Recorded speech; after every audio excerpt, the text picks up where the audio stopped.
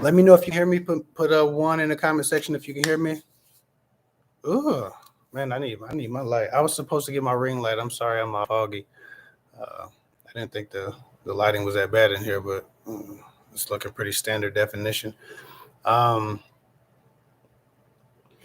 Let me see. Put a one in the comment section if you can hear me. Somebody put a one in the comment section if you can hear me.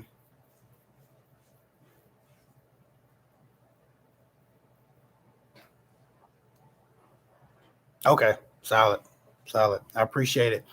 Okay, everybody. As you come in, I'm asking y'all to just hit the like button. Every time I'm on live and I'm watching somebody else's live on YouTube, they make all of their subscribers hit the like button immediately when they come in.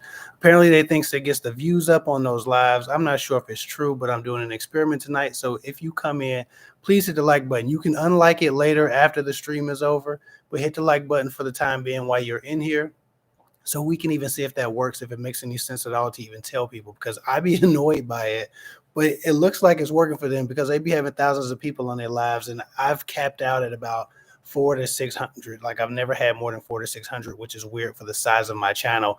My channel is 20 times the size of some of these people who can get thousands of people in, and it might be that like button shit. So please hit the like button as soon as y'all get in. I appreciate that. Also take the survey. I put a poll up to see if there's any interest in me doing weekly private live sessions. Firstly, because they're a lot more intimate. People get their questions answered, they get the attention they need, and they get a more specific and personal experience in these lives, because it's not 400 or 600 people or 1,000 people, hopefully one day, in those lives.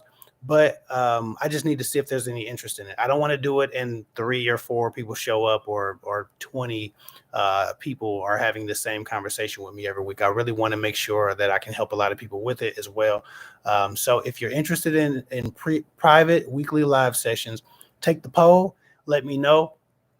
And if you are interested in it, drop your email in this comment section right here. I'll run back through the live after it's done and look at all the emails and gather all the emails of people who are interested. So if I do create one this week, I will be contacting you if you leave me your email address.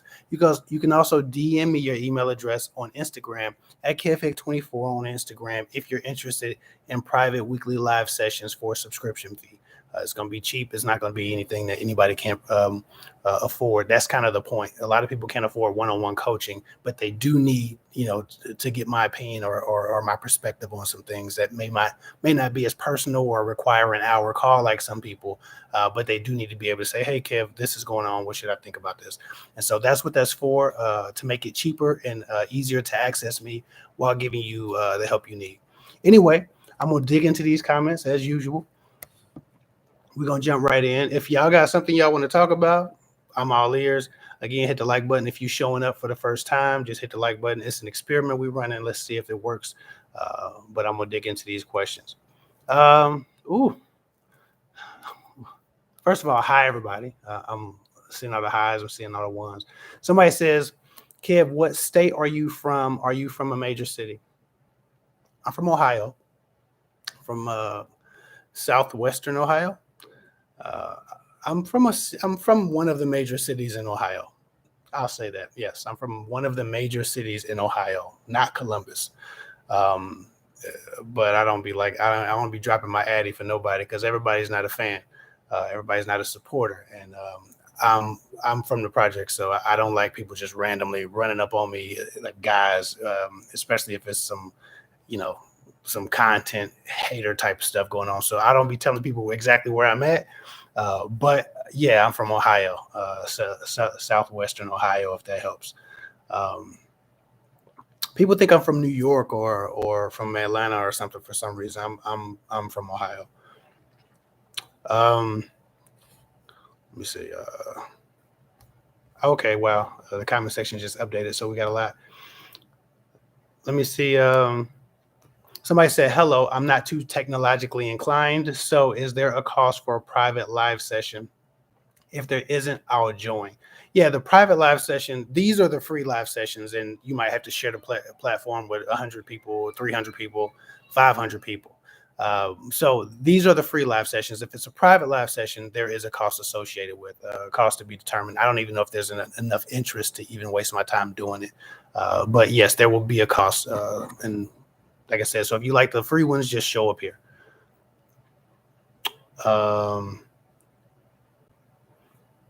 Nancy Carey says, Scream, Nashville, Tennessee, checking in. New subscriber, first live chat, Scream. How you doing, Nancy? Hello from Pittsburgh. How do we leave our email? Oh, I don't know if I have a block. Do I have a block? I may have a block. You can try to type your email into the comment section. If not, you can DM me your email at kevhick24 on Instagram. So @ Kev Hick, the number 24 on Instagram. You can just DM me your email. I'll know exactly what you're talking about.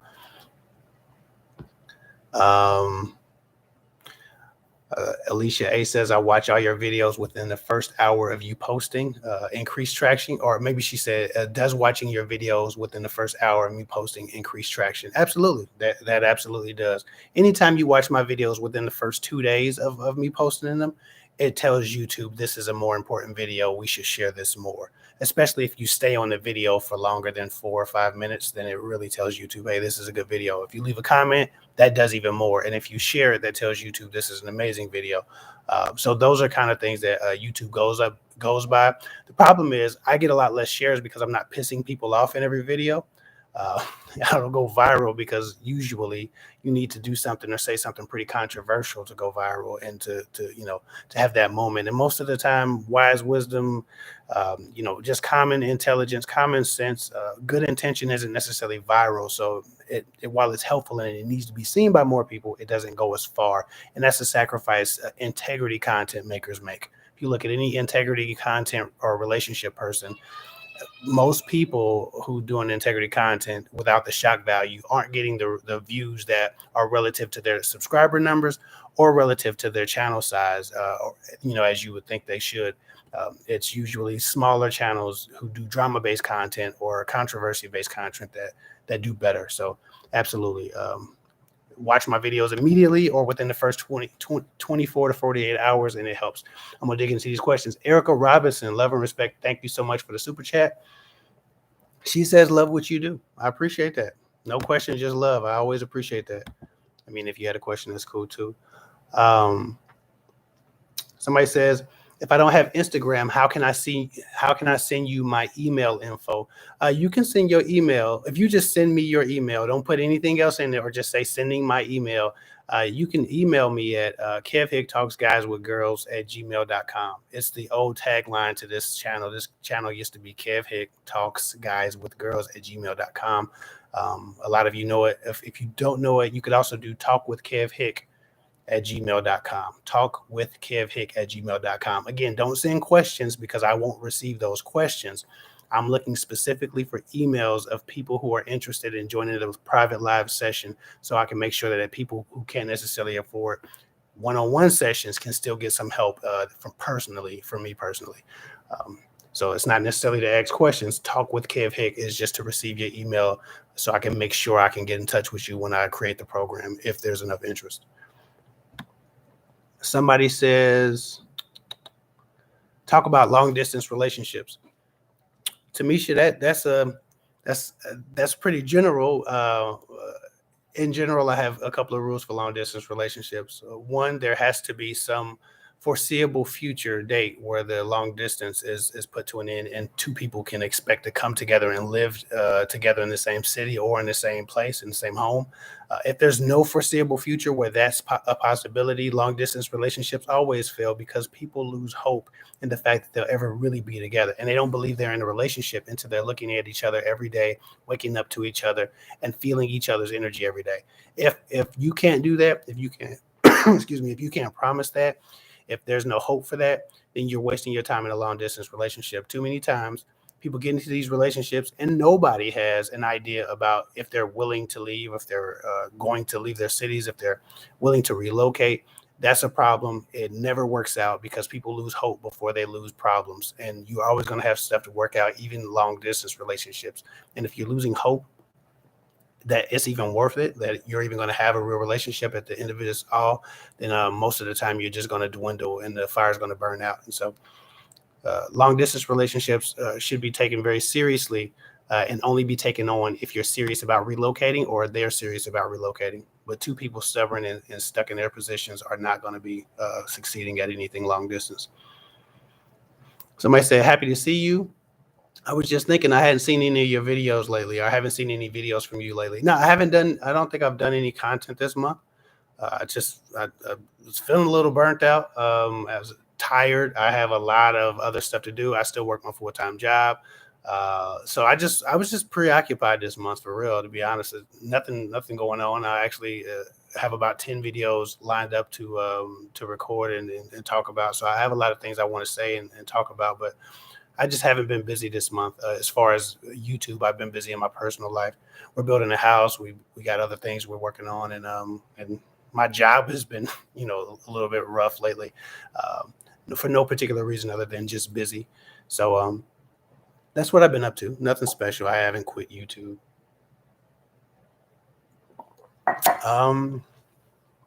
Somebody checked on me today. They sent me a text message and made sure I was okay. I'm just chilling. Somebody says, what do I do when the guys I want don't want me? The guys I don't want love me. I hate it. That's life. I think that's everybody's issue at some point. When I was dating, the women I wanted nothing to do with me, and the women that I wanted nothing to do with would chase me to the end of the earth. That's just life.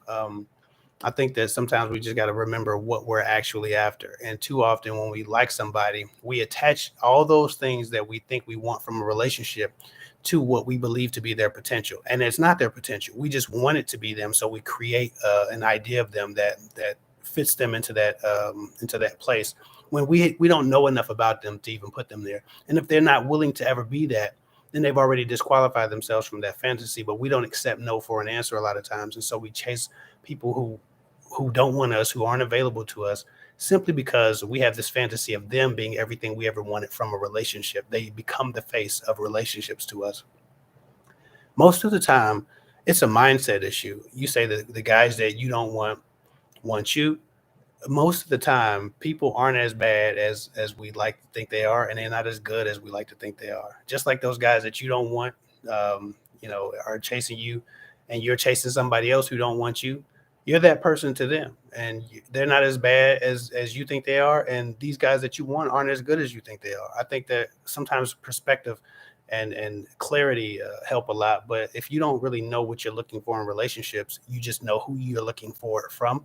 That's the problem. You're going backwards. You need to figure out what standards, what patterns, which practices, which character flaws, which character traits, which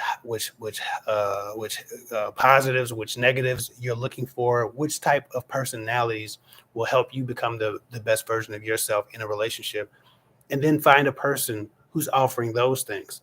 We normally find a person and then hope that they're offering all those things that we need. And so, that makes everybody kind of chase their own tail in relationships. And so if you can get around your ego and stop trying to chase a particular type of man, sometimes that can help. And I'm not making an assumption you might like, good men or this type of man or that type of man, but just sometimes that just says you're being rigid. You have a lot of rigidity around the type of man you're saying yes to and the type of man you're saying no to. So um, I would need to talk to you personally, obviously, to help you a little bit more with that. But let me see. Somebody says, what was wrong the other day with you when you asked for encouragement? Are you good? Oh yeah, man. People. First of all, thank you for all the prayers and well wishes, man. Yeah, I was just looking at comment sections that day. I was just on Instagram and it was just negative stuff. It just brought my mood down. I was energetically discouraged that day, but nothing is going on. Like I don't have no life traumas going on. I just was like, I was just not feeling it that day, and I was just, asking for somebody to throw me some positive vibes, positive energy. I'm so used to giving it out. I'm so used to having it to give, and that day I just was not feeling it. I woke up, I wasn't feeling it. I kind of wanted to smoke with people. I really was waiting for somebody I was in a wish your mother would mood instead of, I want to help the world, love people mood. So I was just asking for positive energy so I could get that back to give to others, right? But there was no tragedy going on. A lot of people thought I was saying, "Hey, I need some help. I'm doing bad. I'm struggling." I wasn't saying that. I was just saying I really need prayer today because I'm not having a good time today, and I don't want to give that energy to somebody else. That's all I was saying. Um, uh, Let me see. How long to stay dating a guy exclusively, but with no labels? I don't think you should ever be exclusive until a man makes you his woman. Maybe I should do a video about that. Yeah, I'm gonna make myself a note because I'm tired of that shit. No exclusive. This is it's gonna be hot off the presses. We're gonna do this. I'm texting myself the note now. No exclusive until labels.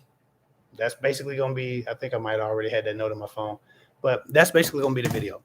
I'm so tired of this. I have. I mean, 80% of women who find themselves to be talking to a man, maybe even a higher percentage than that, are exclusive, or they think they're exclusive, but they don't have a label.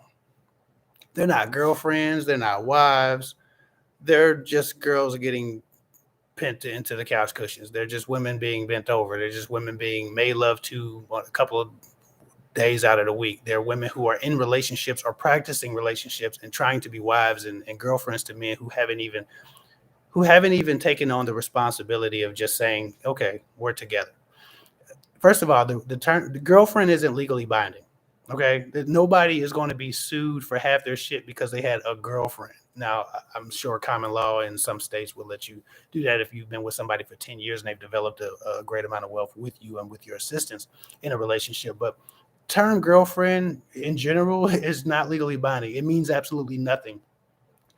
Girlfriend only The only thing that having a girlfriend does to a man is obligate him to a code of conduct and standards of behavior. That's it. An expectation, right? Girlfriend, the labels empower the people in the relationship to expect of one another a certain type of treatment. That's all that label does. So when people are telling you that they don't want labels, they don't believe in girlfriends or boyfriends, they don't want, but they want to be exclusive. They're telling you they want ownership, they want possession, they want all the benefits of a relationship without the responsibility to stand on any of the morals and values that they've presented themselves to have. I think it's a jip. It's almost like being able to rent um, like a friend, but not actually be able to expect that friend to talk nicely behind your back, right? Like there's this concept of exclusivity outside of relationships that doesn't make sense. When I was young, I'm fairly young, but when I was younger, women were fighting for, to be wives, right? So they'd be girlfriends for a couple of years, 8 or 9 years. They'd be like, listen, you're gonna marry me. That was the thing that women were fighting for. Now women aren't even getting labels. They're fighting for titles. They're fighting for girlfriend status. You're so far away from marriage if you're fighting for girlfriend status that I'm not sure how one builds a healthy family with someone who never claimed them and never committed to them, but is laying down with them, having sex with them, and having babies with them. It doesn't make any sense. Somebody said, MT, love and respect. Thank you for the $5 super chat. She said, hi, Kev. The more I learn about men and the energy that a relationship takes, the more I want to stay single. Is that normal? Yeah. I think any daunting task, any hard task, anything that is presented as more trouble than it's worth sometimes is going to be a repellent. That makes sense. That makes perfect sense. To be quite honest, if I had to pick a wife out of some of the shit that I'm seeing, I'd be pretty opposed to giving a whole lot of effort in that direction. I probably keep myself busy with work. I do other things. I date when it was convenient. I date when it like just came to me. But I wouldn't go out of my way, and I would trust almost no one because it's as bad for guys dating and trying to find a woman who you can trust. And it's not, I guess it's not as bad. We don't fall victim to as much stuff as women fall victim to, but there are a lot of men who are getting treated dirty out here, especially good guys. So for you to feel that way is completely normal. But if you believe in love and you want love, and then you respond to men who present the signs and the characteristics of healthy love, then sometimes you don't have to worry about this same stuff. I think that when we choose partners based on how they treat us, when we choose partners based on how they feel about us and what their intention is for us over what we like, what we're attracted to, we get a lot further and we have a lot less trauma in our dating experience. Um, of course, somebody can be nice and change. Of course, people lie. Of course, people manipulate. But the likelihood of you finding someone who is going to be a completely different person 6 months from now, um, and then the relationship failing, is lower than the likelihood of you just chasing somebody because they have options, they have swag, they have style, they're very handsome, they're a high value man or whatever, and then trying to make him see the value in a relationship when he's already told you he hasn't. I don't know what your dating issue is, and I'm not sure which part of the relationship journey scares you away. It probably has a lot to do with some of the mistakes you naturally make and don't want to take the time to make those adjustments about. Maybe you shouldn't have to make adjustments, but we all have to make adjustments when we're dealing with other human beings, and so it's absolutely normal. But I don't think that looking at the bad side or the failure, like the failure opportunities for anything is a good thing. If you want to be a great, I would imagine you're a yoga person. That picture is someone folded in half and has a lot of flexibility. I look at that picture and that's daunting. I don't know how many years I am from that level of flexibility. I could never do it. It would just seem to push me away. I think that's enough. I think almost being able to touch my toes is enough. I don't want to do the work to get to that type of yoga pose, right? If somebody wants to work out, they look at somebody who has a big, nice body, right? And they say, oh man, that looks like it took years. It looks like it took a lot of hard work. I don't think I want to do that, right? Somebody gets a nice job there, a master's degree or a double doctorate or something like that, and now they're making a lot of money. We all want the money. We all want the accolade. We all want the badge, right? We want the prestige. But how many of us want to do the work to get to that double doctorate? We don't. Relationships are an accomplishment for those who can have them in a healthy way because it takes work. It means that you've self-sacrificed and you found a partner that's self-sacrificed. You also collaborate. You collaborated. You also, hold on. I must admit, okay. Excuse me. Don Caesar, thank you for the $2 super chat. YouTube doesn't show the $2 super chats, but for whatever reason, they don't think it's important. If I do, I appreciate you. But back to MT's comment. If you want a relationship, just like anything else in life that if you want it bad enough, you want to work for it. You just don't want the result, right? You want the journey. The journey is important, and some people want to skip the journey. And relationships are one thing where you can't. There's no way to skip the journey. Just like anything else that's worth having, and so it makes sense that you wouldn't want to deal with it. But that's just life. Hold on. I think you about to start raising hell. So yeah, that's extremely normal. Uh, it happens. Somebody says, um,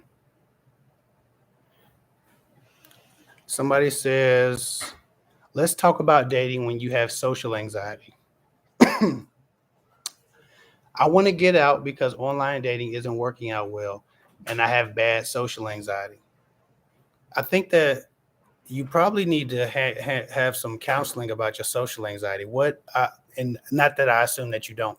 What I'm saying is you need to manage that. That social anxiety isn't going anywhere, and it will also affect you even if you got into a relationship.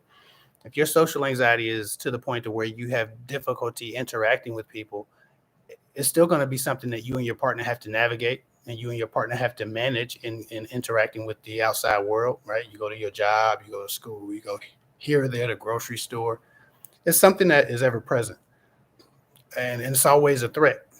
coming to you if you have a social anxiety. There's always a social threat. There's always something that increases or triggers that anxiety. So it's something that you have to work with for the rest of your life. Most likely, it's not like a curable thing. It's something that you could manage and mitigate. So for me, I'd like you to do everything that you can do as a single human being to figure out how you can be a little bit less triggered socially, and how you can be more okay with the threat of social situations going wrong, social situations not going your way. If you can put in your mind this idea that if things don't go well, then what? Right? I read this book, and I don't think this book is like wise, but it's useful. The power of not giving a fuck. It's an orange book. It says the power of not giving a fuck, or the art of not giving a fuck on it. So it's orange and black. That's all it has on it, is just those words. And it talks about people who have anxiety about anything, whether it's social, whether it's success based, jobs, work, relationships, whatever it is. What we fear happening and what gives us anxiety is the idea that this isn't going to go well. Something's going to go wrong, right? I'm going to fail. I'm going to be rejected. Like, the worst case scenario is what gives us anxiety. But then what? How bad is the worst case scenario, especially socially? How bad is rejection? What does it really do to us? At the end of the day, nothing is really as bad as we think it is. Nothing is really as bad as we assume it's going to be, right? I've been rejected, I don't know how many hundreds of times. I was always in some girl's face trying to get her number when I was younger. It never feels as terrible as I thought it would feel, And so for me, dating with social anxiety is hard, but you have to be a functional human being, and adulthood is not going anywhere. And so try to get counseling, figure out if you can find an anxiety counselor. I think a few people do that. So start Googling that, counseling for social anxiety. And if you haven't already, obviously, I don't assume you haven't, but that's where I would start. It's just trying to get over this idea that the worst case scenario is going to, end you or have some finality, because there's no finality in it. Latoya Rogers, love and respect. Thank you for the $5 super chat. She says, on again, off again with my ex-husband. During our breakup, he had a baby. They broke up shortly after, and now he wants me back. I don't know why he's your ex-husband. It's probably your ex-husband for good reason. I don't think you figured out how to work on you before you worked on getting back together. We see this a lot, and I probably had to do a video about this. And I don't normally do like celebrity gossip and stuff, but I'm realizing that sometimes the only way to get people to pay attention to you is to put something, a lower hanging fruit in front of them. And there's a lot of teachable moments and a lot of celebrity stuff that happens, specifically with, in context to, what you said. This Kanye and Kim thing is interesting. Like, you were only getting off again with your ex-husband. He had a baby on you. You broke up shortly, and you broke up shortly after he had a baby. Now he wants you back. The thing about people doing all of this work to get back together is usually they haven't done the work to be a better person. They haven't done the work to be a better spouse. They haven't done the work to be a better lover. They haven't done the work to be a better friend. They're shaken by the distance. They're shaken by the separation. They're shaken by the disappearance of this entity and this energy and this giver and this nurturer that they had in this relationship, with either or, man or woman. The resource disappears, and they're shaken by that, and they need to get back together, right? So immediately what they're trying to do is calm their anxieties, calm their fears, right? Calm their flight or fight response emotionally by getting back together. Neither have usually made the improvements necessary to function better at a higher level in the relationship, right? Just like this Kanye West thing. Among other things, Kanye West is clearly not taking the time to be a different husband than he was. He's just being erratic, but erratic toward Kim now, trying to get back with her. But we haven't seen a calmer Kanye. We haven't seen a more gathered Kanye. He has not stopped insulting people daily on Twitter. He has not stopped, going from one extreme to another, from positive to negative about his ex-wife from one day to another. He's not done any of the work to stabilize himself to be a better partner, which was a big, giant reason why they're separated. All he's doing is trying to get back into a comfortable place where he's with his ex-wife again, because that's the reality that he knows. That's the reality he's gotten accustomed to. For many years, he had that to fall back on when he was not trying to be a creative genius or the next Louis Vuitton or whatever all of his dreams and endeavors were. He chased the things that were a priority to him, and now this relationship is gone. So now the priority is getting the relationship back, but not because he wants the relationship. It's because he wants that comfort. It's because he doesn't understand how to operate in his fullness without this resource. But he hasn't done the job of a man who's trying to improve himself before he jumps back into a relationship. So we see all these ridiculous, crazy moments day to day, every day. Kanye makes news about some shit he's doing to either get Kim back or insult the fact that she's moving on. He hasn't made the change. I don't know if your ex-husband has made any changes. I don't know if you've made any changes. I don't know why you separated. But a lot of times you need to start with the person, the human being that you are, and what you're willing to do to hold a relationship together before you try to just get back together because you miss each other. That's not enough. Love is not enough. It takes work. If you're not willing to work and you haven't done the work, I don't give a damn who wants who back. It's not worth it. So that was a long way. Let me see. Somebody says,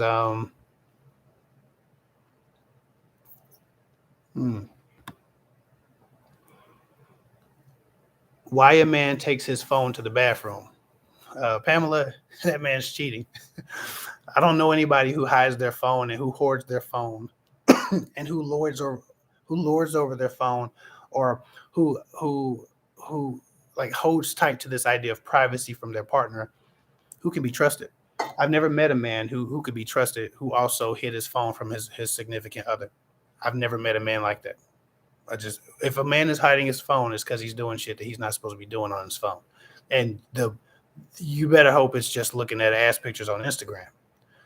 But most of the time when a man's hiding his phone, it's because he's making contact with other women. He didn't want to be caught, or he didn't want you contacting those other women and mucking up things, right? So anytime a spouse is hiding their phone, it's because they don't trust themselves to be clean in this relationship. And women do it too. It's not just men. Women be changing their passwords on people all the time. And every time a woman had a password on me, it was because she was up to something. So it'd be like that sometimes. Somebody said, for some reason, I keep getting ghosted. I'd have to talk to you personally about that. But we have to stop. We have to stop mourning the loss of people we don't know. Like when a person ghosts you, 9 times out of 10, they've not known you for a long enough time period that they're stable in your life. Basically, a person ghosting you is a person rejecting you, but is afraid of the conflict or is conflict avoidant. They don't want to have the conversation. Hey, I don't like your hair. I don't like your face. I don't like your skin tone. I don't like your breath. I don't like the way you smell. I don't like the way you look. I don't like your height, your stature, your shape, your presence, your voice, whatever the hell it is about you that they don't like. Instead of saying that, they just never speak to you again because it's easier on them. They want to believe themselves to be a good person. So they don't want to hurt your feelings with words, but they hurt your feelings with absence and abandonment.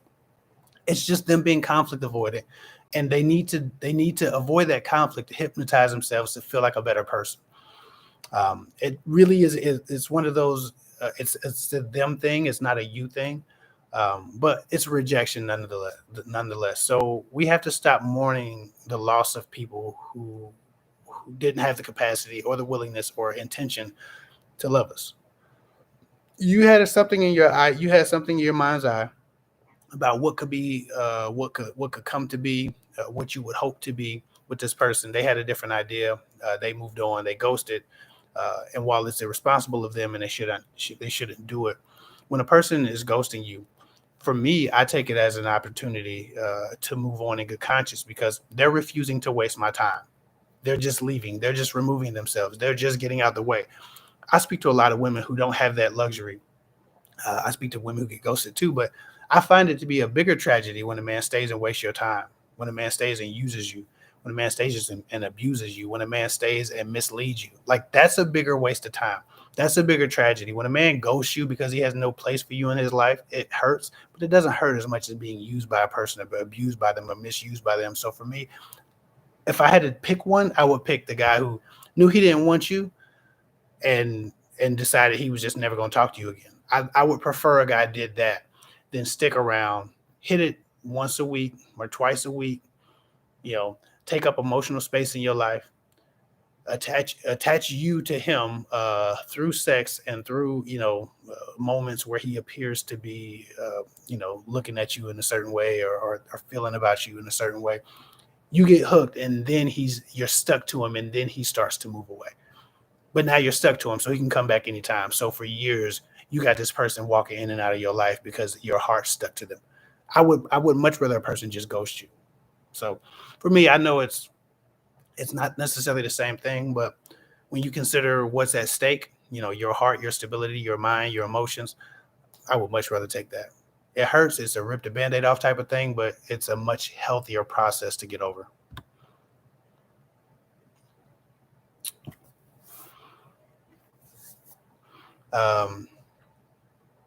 Somebody says, I've been looking at your videos all day. I've been using some of the techniques on a new dude. I'm saying it's working. Well, I appreciate the fact that you've been watching my videos. Please keep watching my videos if they're helpful to you. And I'm glad that whatever techniques you got from my videos are working.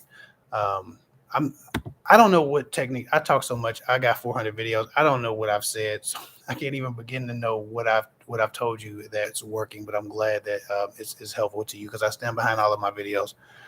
Um, CC Fashion. I hope I didn't beat your name up. My bad.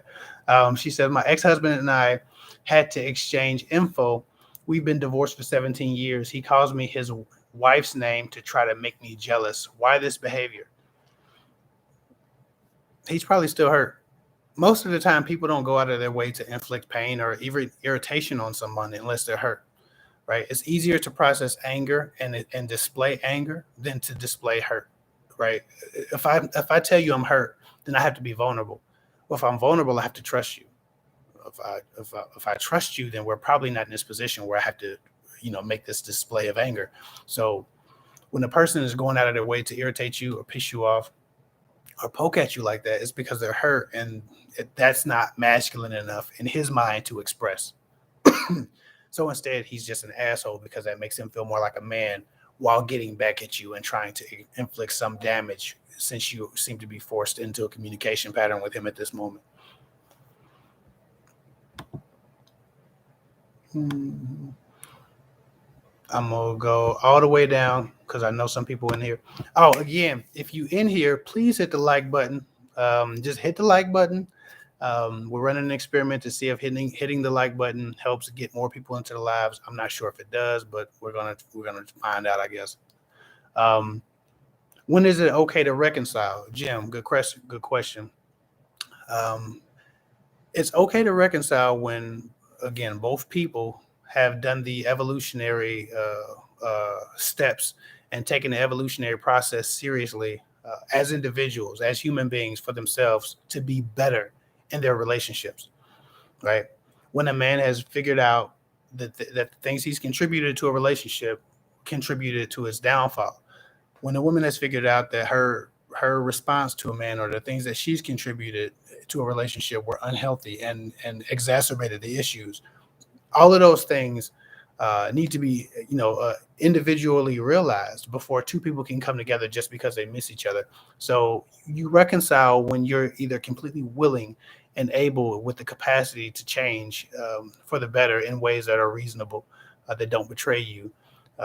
When you both are in that position where you can evolve, you're willing to evolve, and you're seeking to evolve actively, not just when you're happy, not just when you're at peace, but even when you're pissed, you still remember to go and you're committed to your evolution.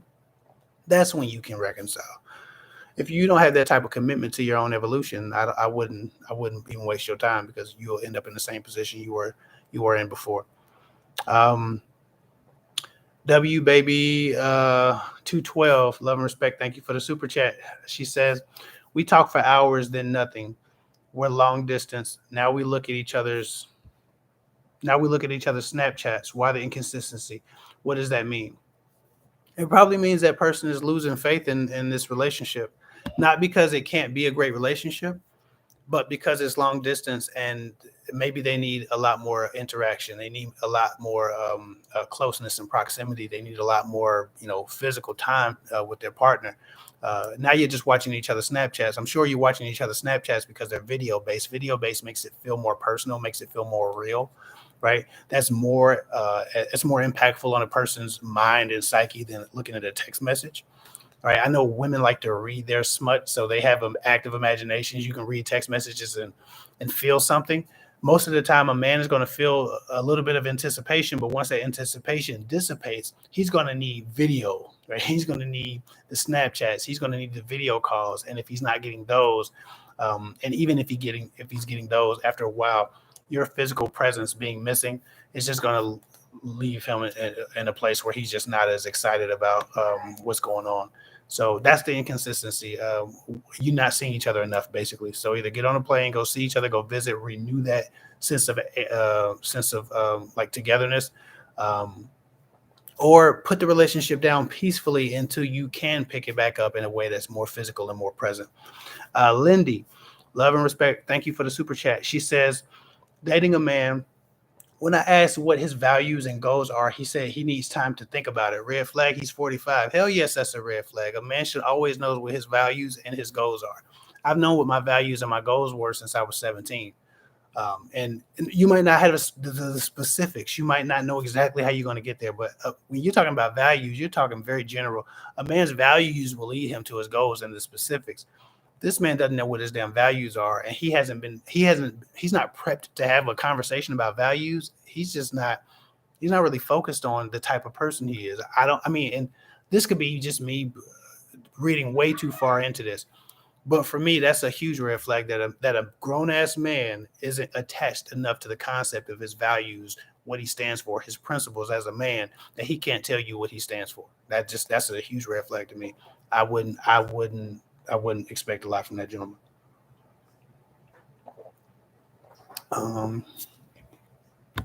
Yeah, 45. At 45, you should know what the hell you stand for. But when he asks, somebody said, but when he asks a question about you, but is not willing to answer the question about himself. I don't know. That sounds like Miss Newman teacher said, but when he asks a question about you, but he's not willing to answer the question about himself. Sometimes a man will try to have one-sided conversations with you.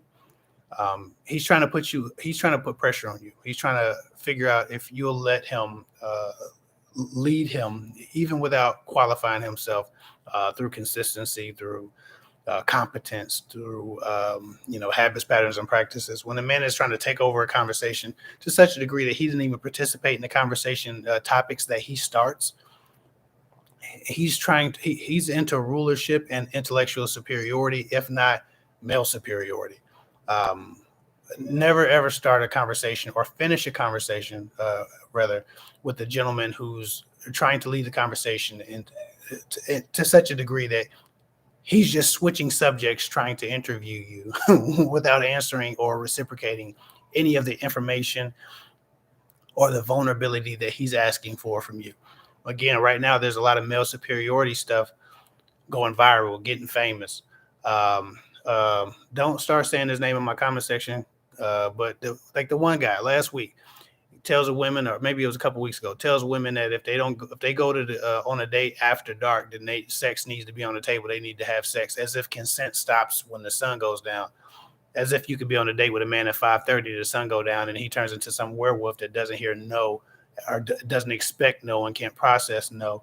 Like these types of things are being taught to men, right? The superiority, right? At all stops. And for whatever reason, women are running these blog platforms and these magazines, and all of Instagram is run by usually these female platforms, and they share this shit. They talk about it, and whether they hate it or they love it, they keep sharing it. But it's programming the women who are outside of that power scope. It's programming young women who need the guidance, but don't understand what is guiding them, right? And so while it's viral and it gets people clicks, a lot of people are being programmed against their own consent. A lot of young women.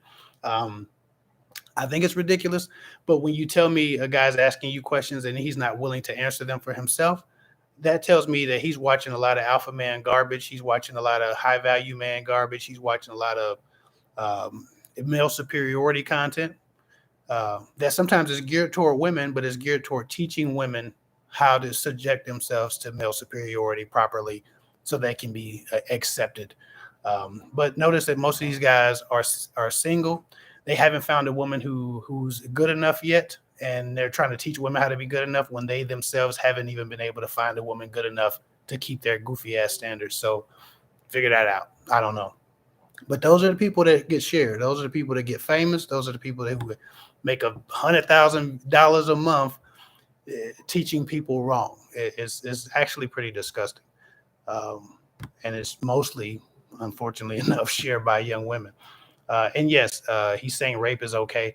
Yeah, it's a weird dynamic, and it's being supported by women, which is funny enough, or sad. Somebody says, Miss Newman says, does that mean they have a narcissistic attitude or self-esteem issues? Both. If a man has a narcissistic attitude, then he's going to value control, and he's not going to just blunt you over the head with control at first. A lot of times, if he believes himself to be superior, if he truly believes it, then he'll try to establish intellectual superiority. If he's intimidated, or if he has self-esteem issues, but he thinks he has a gift of intellectual superiority, or he has a gift of masculine manhood, male superiority, he's controlling the conversation so that he doesn't misspeak and reveal his stupidity. Right. So he's either too afraid of the words that might come out of his mouth being unimpressive, or he's trying to dominate you in this conversation. Neither is a good sign. There's no functioning man, no high functioning man is trying to have a conversation where he's just asking questions and never answering questions. And no man who believes that he doesn't need to answer to a woman in any capacity is probably going to be a good spouse, husband, partner, boyfriend, friend zone mate. Like he's not going to be good for a woman or anybody for that matter when he believes himself to be too superior to participate in the relationships that he's pretending to want.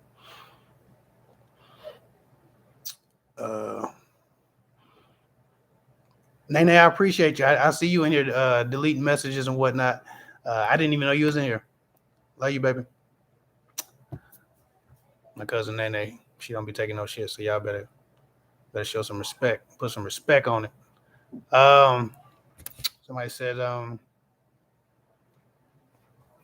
says we asked a lot of questions in the beginning, yet he only answered 50% of them. I was forthcoming. I shouldn't have showed my cards, etc. Sometimes men are acting like they don't see the rest of your comments and questions, especially if you're texting. You ask the guy one question, or you ask the guy 4 questions, or you're having like a 4-way conversation, and he's answering 1 or 2 things at a time and just ignoring certain things that he doesn't want to talk about. Like, I understand that people have their boundaries, but most of the time it's not about boundaries. It's just about him not really wanting to participate in that section of the conversation. And, that's cool enough. Like I said, people have their boundaries, but when people are refusing to acknowledge the portions of your mind that you're reaching out with, it's a red flag. Anytime you're getting a partial conversation for a whole correspondence or a whole question or a whole conversation, you're getting half back. That's a problem. I don't like it, but there are personality types that are just kind of scatterbrained like that. There are personality types that are a little bit fragmented. So, I don't want to vilify a guy whose personality type is just a little whacked, or is not as thorough intellectually, especially conversationally, as someone else's might be. But at the same time, you have to be very careful because some people are doing this intentionally. They're intentionally dismissing half of the things you say because they're building a rapport with you, and they need to set the standard that they only answer the things that they want. And again, they're starting with their superiority. So, make sure it's his personality, him just being a frazzled thinker, and not him being strategic about participating and exploring, each other's minds.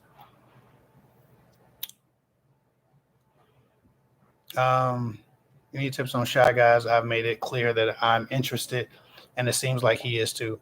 Shy guys, when you're dealing with shy guys, you just have to be blunt and honest. Don't be aggressive, but be quietly assertive. And some people might say, listen, I shouldn't have to do this. He's a man, I'm a woman. listen, you can have that type of rigidity with a lot of different types of guys, but shy guys would much rather them go cry in a corner somewhere sometimes than to be rejected by the woman that they, have attached their ideas to. And while some people might say that makes them more or less masculine, I just think we don't acknowledge personality type variations enough. I think we just alpha or beta. It is so much more complicated than alpha and beta. And alpha and beta have been disproven by the guy who created the terms and who created the ideas alpha and beta. So even the guy who made up this concept of alpha and beta doesn't agree with it, but people just keep running with it anyway. The point is this: if you got a shy guy and y'all find yourselves beating around the bush, maybe try expressing yourself in written language, right? Text messaging is easiest with shy guys until you establish what the truth is between you. Sometimes, back when I was young, it'd be notes in class, but being blunt, being honest, just being gentle about it, being nice about it, not being abrasive, not being like overpowering or domineering about your truth, but you can pretty much say whatever you want to a shy guy because he's hoping to hear it anyway, but he's just not going to say it to you. And a lot of guys have shyness for different reasons. Sometimes it's self-esteem issues. Sometimes a guy was just raised to be very soft around women because he was raised around women and really doesn't know how to assert himself. But that doesn't mean he can't be a man. He just doesn't know how to like assert himself initially, right? He needs to make sure he's welcome. He's asking for permission to be a man before he starts to give you whatever aggression lives in him. Other guys just don't know what they're doing with women, and they know that, so they feel stupid trying, and so they're shy. But it's not because they're literally shy. A lot of guys look like alphas around men, and they're very, very shy around women, right? The masculine guy, as a woman might know him, only looks like that around guys sometimes, and he looks like the nice guy around women. So we don't know who a person is until we get to meet them. So if your truth is your interest, share it if you find yourself still no closer than you were 3 months ago. Too often we go to school with somebody, we go to work with them. 9 months done passed. You like that person, been daydreaming about them for 9 months, and you still ain't got no closer. Why? I think wasted time is a bigger tragedy than a rejection. It just is to me. Life is too damn short. For real, I would prefer to get rejected, move on, take my thoughts and place them on somebody else, daydream about something more possible. I don't want to be dreaming about a Bentley. I got Ford Escort money. I just want to look at the nicest Ford Escorts and beef up a Ford Escort if that's what I can do. I can get that Ford Escort. Let me figure out the coolest Ford Escort I can get. I don't want to be dreaming about shit that I can't have for very long. I think that, again, wasted time is a bigger tragedy than rejection. And for me, one of the biggest quotes that stand out to me is fear kills more dreams than failure ever will, or rejection. People spend way too much time being afraid instead of just going for it and seeing what happens. You got a 50% chance if you go for it. You got a 0% chance if you don't. But I don't really care who starts it. Just don't kiss his ass once you tell him what your truth is. That's the difference. You don't chase a person after you tell them what your truth is, but you do tell them what your truth is if it means a lot to you.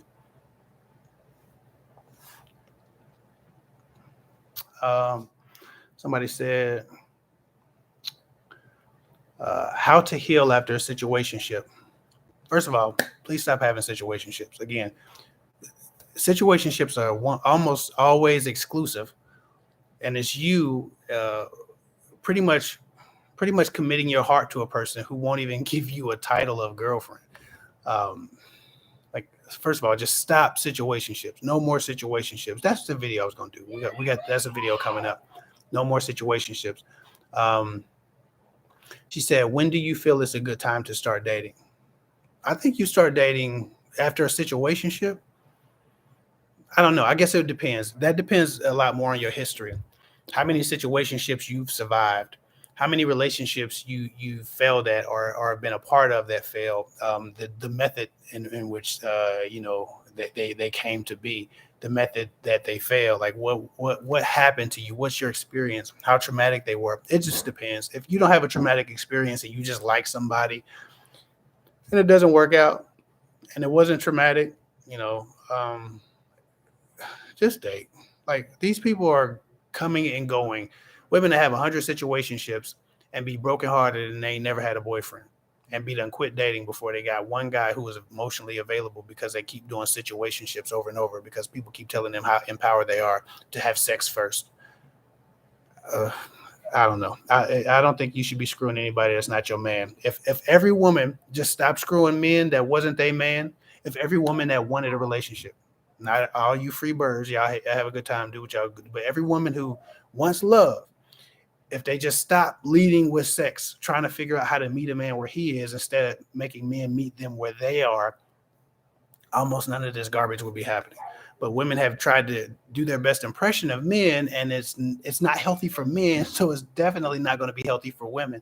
It will never serve women to lead with sex, because men cannot be trusted with that level of access in the absence of responsibility.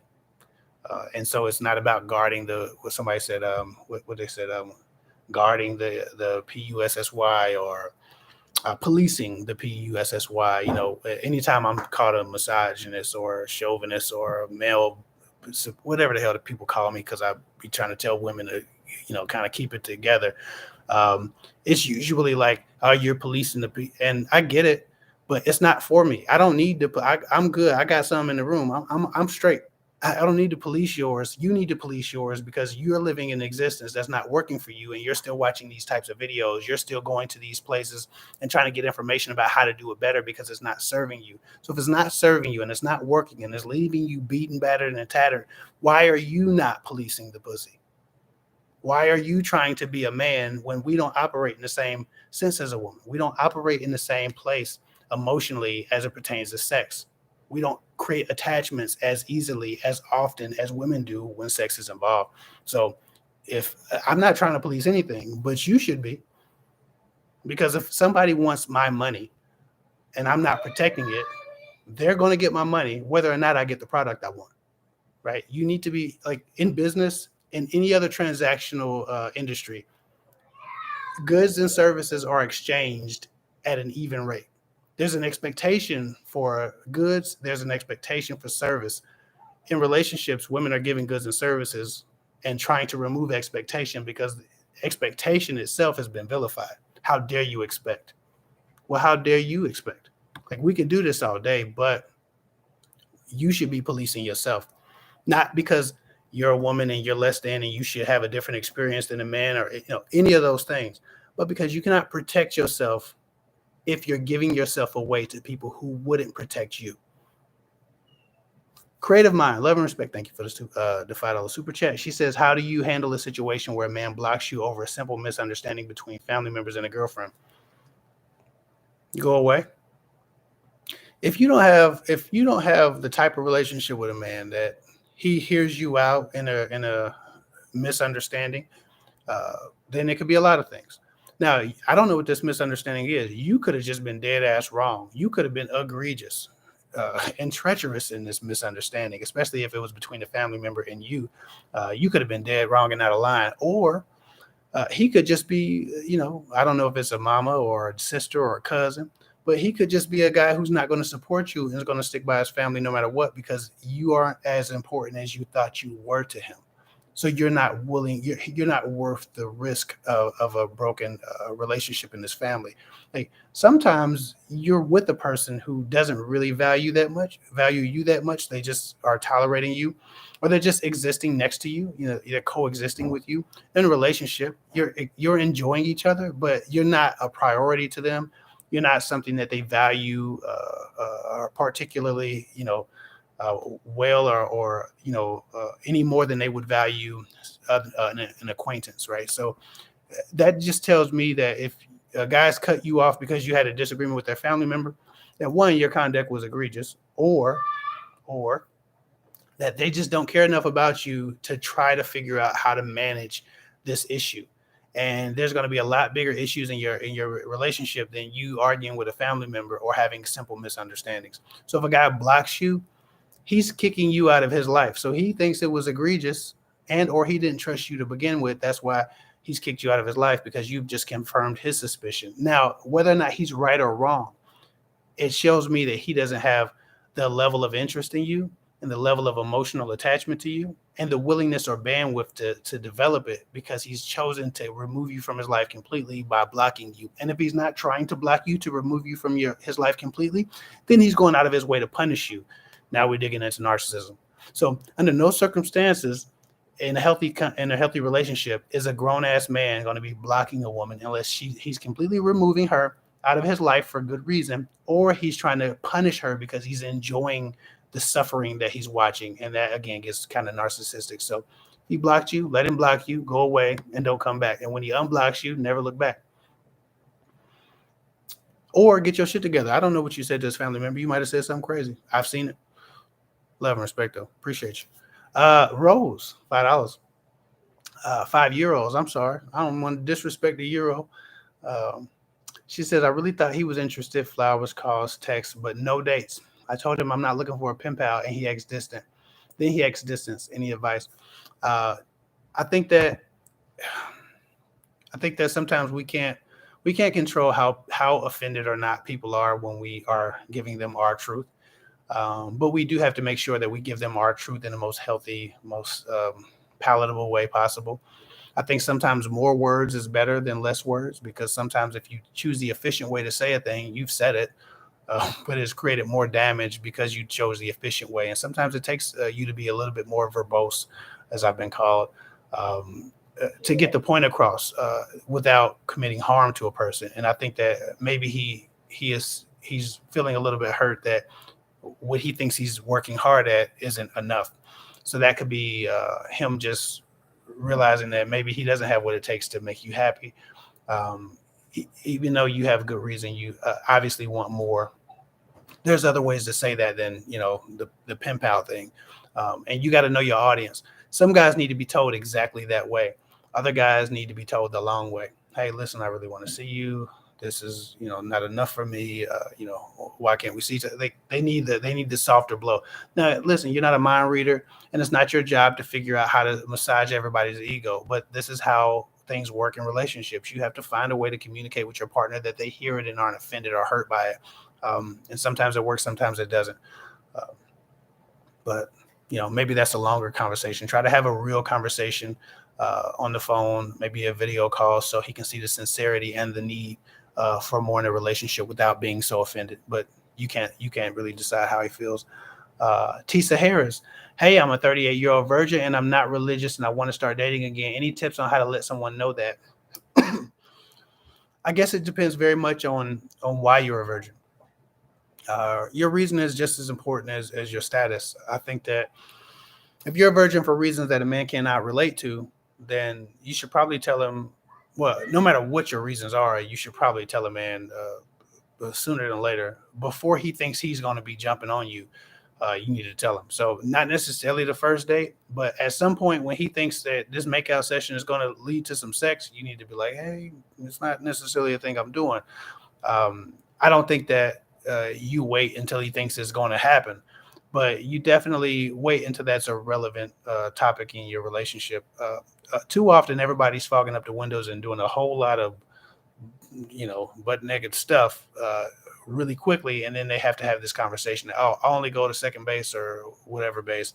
I think if you put yourself in a position that he understands that he needs to keep his hands to himself, and he's dealing with a woman of classic values and classic types of respect, it's easier to accept coming from that woman because I already seen the conservatism in her.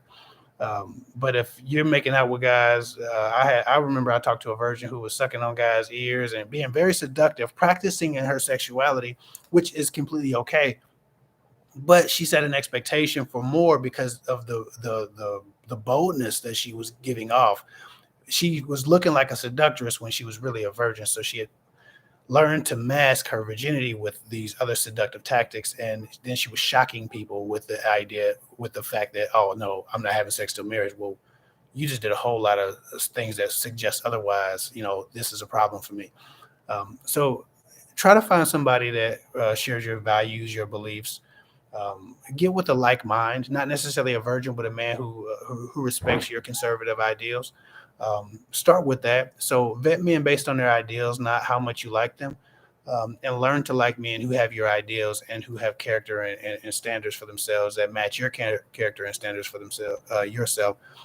And usually, a less sexual man or a less sexually experienced man is going to probably be a better bet for you than one of these whores. You cannot reform a whore as a virgin and keep him satiated with waiting for marriage 9 times out of 10, 99.9 times out of 10.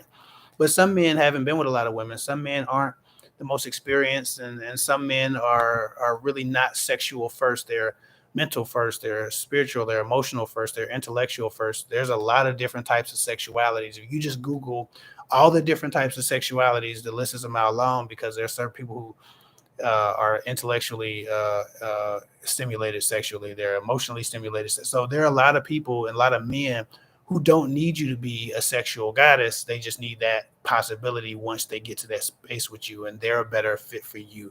So you have to be very careful and very strategic about the guys you date and the personality types you date, and find guys of a like mind. And then having that conversation is a less of a big deal, because no matter who you have that conversation with, if they don't share your ideals, then it's not going to end up in a relationship. So if you have more dates and more interactions with men who already share your ideals and way of living, not necessarily with virginity, but in their conservatism or in their caution around the idea of sex, you'd be doing better, and you probably get a better result. So it's not necessarily a win, but a who you're sharing that with type of question. Nana. Love and respect, or Nana, my bad. Love and respect. I got a cousin named Dana, so maybe that's Nana. If it ain't Nana or Nana, love and respect. She says, just a reminder, blocking someone or being blocked is generally for the best. Absolutely. It's a clean break, because there was not going to be an opportunity for growth or understanding in relationship or friendship. Amen. Amen. There was no more growth available. There was no more potential. So again, when somebody blocks you, take the no. I would much rather somebody give me a hard no than a yes that takes 3 months and wastes my time and gets me invested in them. I would much rather somebody be like, you know what, fuck you,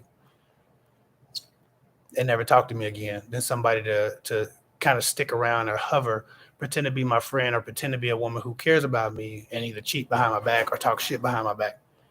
Right? Like, I would much rather deal with someone who's being real about how they feel about me, right or wrong, good or bad.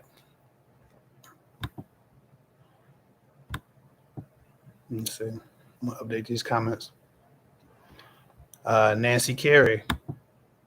Let me see. No question. Just love. I appreciate it. Thank you for the super chat. Um, somebody said.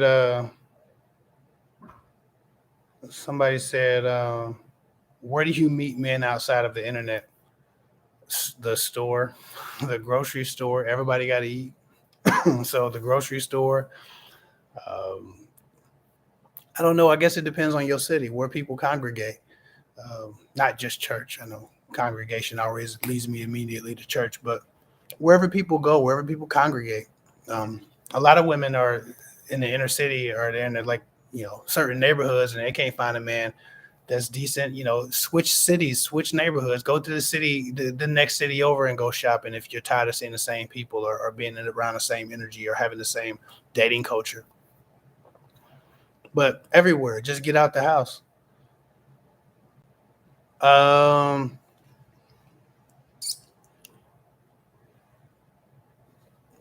somebody says,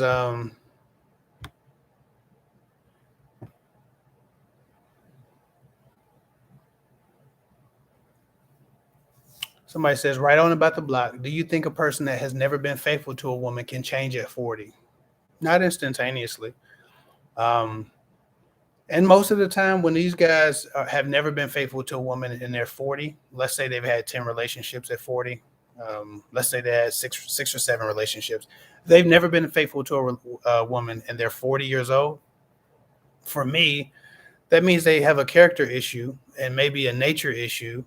It's so much less. It's never been about the woman. It's always been about the person they are, the human being they are, their morals, values, and their character and their standards for themselves. If they have become a different person, you'll likely see that in their conduct. Um, their need or willingness to get over, even when it's easy or even when there's an opportunity, is a lot less when they've actually changed. But do I think that's likely? No. I think that if you've treated people like shit traditionally, then that's probably what you're going to keep doing. I know every woman wants to be that woman that gets you at 41 and you're finally slowed down and you chose her, and everybody else got the shit in the stick, and then she's the special one that wrangled you down. That's what every woman wants. The guy that every woman wants, but has nobody's been able to tame. But that's a foolish ass dream. I think that's idiocy, because most of the time a man is going to be what he's always been. Like I said, you are who you're going to be. In essence, there are many studies that show that you're pretty much the person you're going to be by 12. Now, you'll learn and grow as a human being, and as an adult, obviously, you'll get some experience. But your nature to either get over and not get over is more set in stone than not set in stone by the time you're 30. So if you're 40 and you've never been faithful to a woman, you're not an honest person. And how do you become an honest person from being a liar to that degree? I don't know how possible it is. I'm sure it is, and maybe it'd take a miracle of God, and if they've been saved and the change is spiritual. And sure, maybe, but people betray God every day. So if he's been betraying women and he finds God for the first time, for those of you who are saved in the comments, y'all know how it feels to feel like you finally got it, you finally saved, you finally clean, and you sin. You keep sinning, and your whole life you sin against God, even though you're trying your best.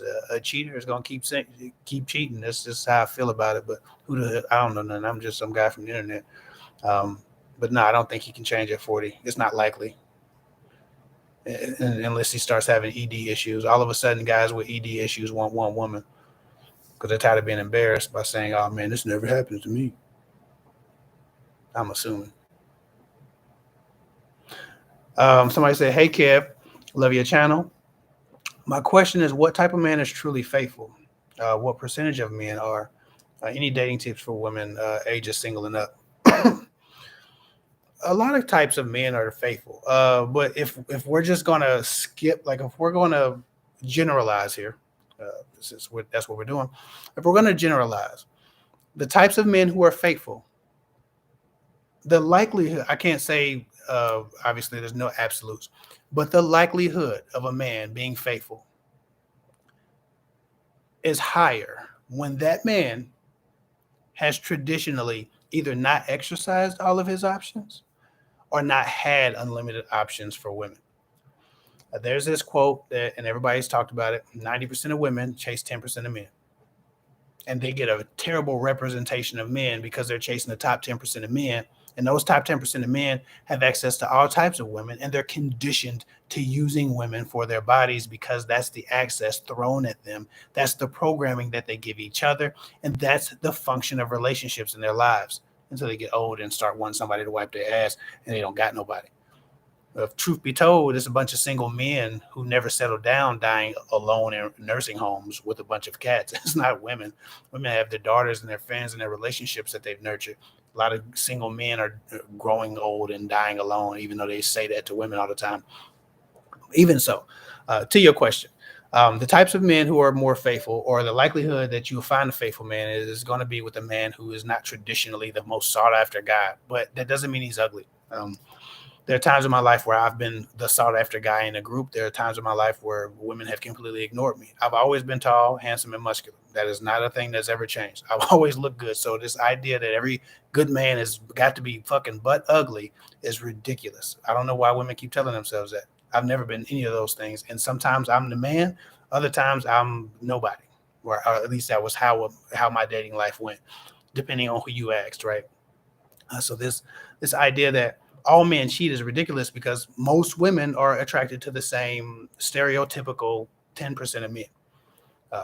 So since we're generalizing, we have to also put that huge general factor in there. If women get away from those 10% of men, they find that faithfulness goes up quite a bit in that bottom 40%, definitely, and in between the 40 and 50% margin of the so-so guys that might not be, and so-so not like in quality or character, but necessarily, but so-so in women just chase them. Some women like them, some women don't. Like they don't have power over women. They don't have influence over women. They don't have a presence that draws every woman in. A lot of those people are more faithful. They're more willing to love, and they're looking for love.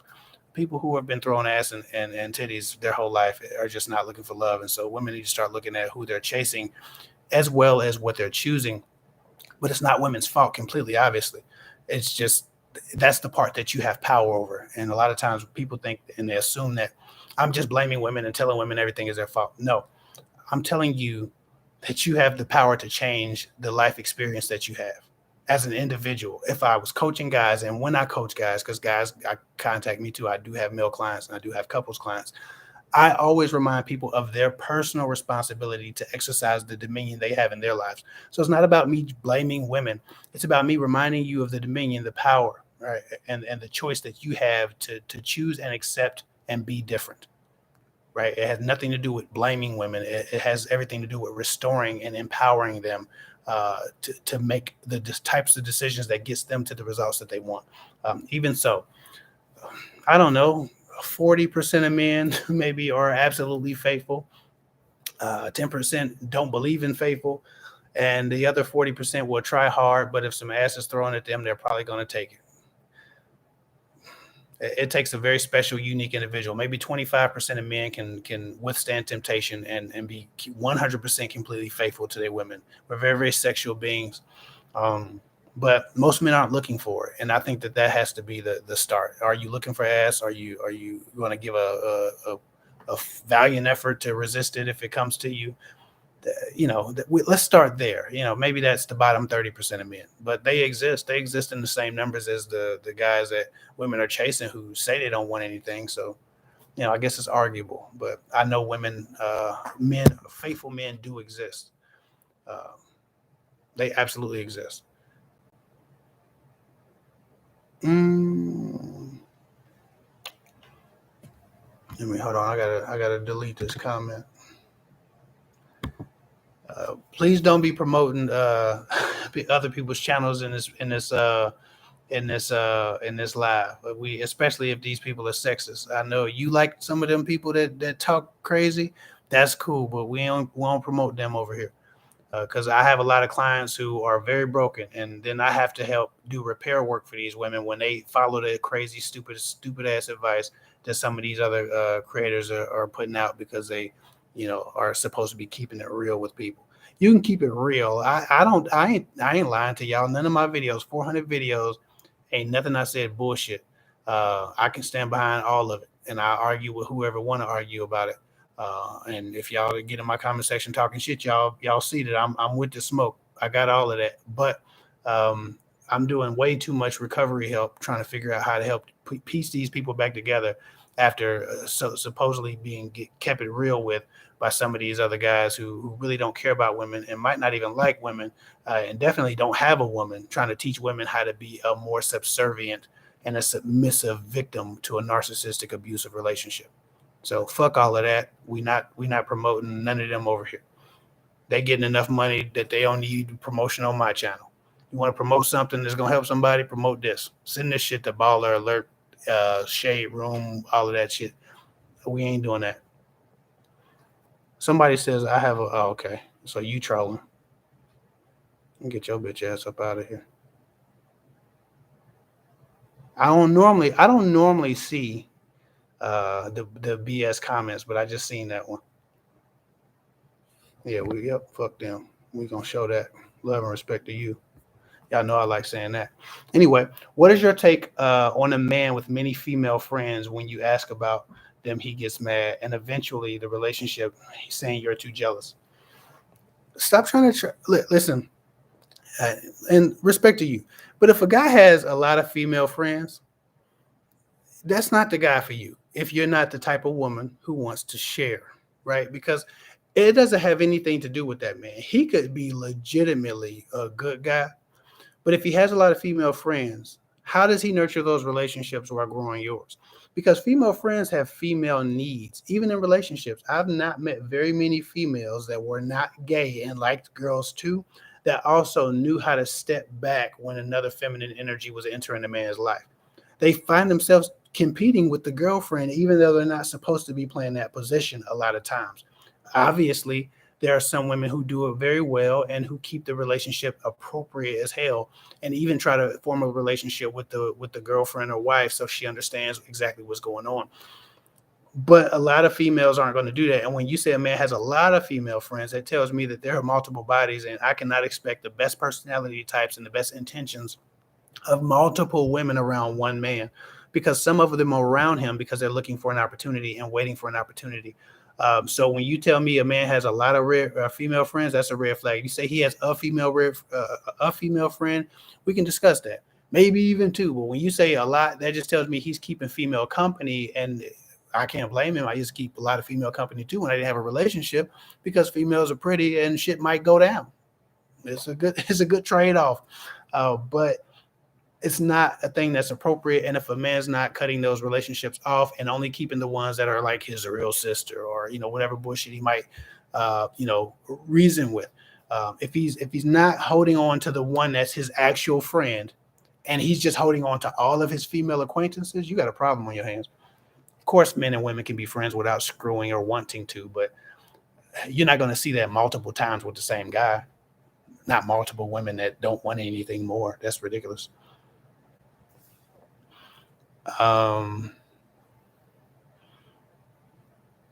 Somebody said, he told me he doesn't want a relationship with me because he was scared to hurt me. What should I do? Leave? Get the hell up out of there? Get away from him? Far, far away? Never speak to him again? If a man is telling you he's scared to hurt you, he's telling you he will not be faithful to you. He cannot commit to you, and he cannot even trust himself not to screw somebody behind your back. He's telling you that he's about to abuse the shit out of you, and you're probably telling him, you won't hurt me, I trust you. The problem is he doesn't trust him. You can trust him. That doesn't make him a good person. That doesn't make him a good spouse. He has to trust him, and he does not. So you about to fuck yourself up trying to turn a whore into a house husband. Noosh, love and respect. Thank you for the super chat. She says, what does it mean if one of your guy friends invited you to be to his best friend's wedding? You don't know the friend. He said he will pay for everything. It means he needs somebody on his arm, first of all. He wanted a plus one. And he's trying to probably get you in a situation where it feels romantic, and you're more motivated to probably explore, at least in your mind, different ideas or feelings about him. It's a romantic setting. Women, act a little bit mushy around around marriages or weddings and things of that nature. Sometimes it connects them with their emotions for a particular person, especially if he's your plus one. So he's probably just trying to figure out if he can encourage you to think about him in a different way, potentially, or he's afraid that he doesn't. It doesn't make sense. He would otherwise be afraid that he just wouldn't connect with anybody and would be bored sitting there by himself. But if he doesn't, but if he knows everybody there, then that wouldn't make sense. So if he knows the people there, he just wants you to think of him different, and he's hoping that this puts you in a romantic mood, not necessarily for sex, but emotionally. Let him pay for everything if you like him and you want something to happen. If you don't want nothing to happen, might be a bad idea, unless he just really needs a plus one. But you know what's going on. He wants you to think of him differently. Somebody said,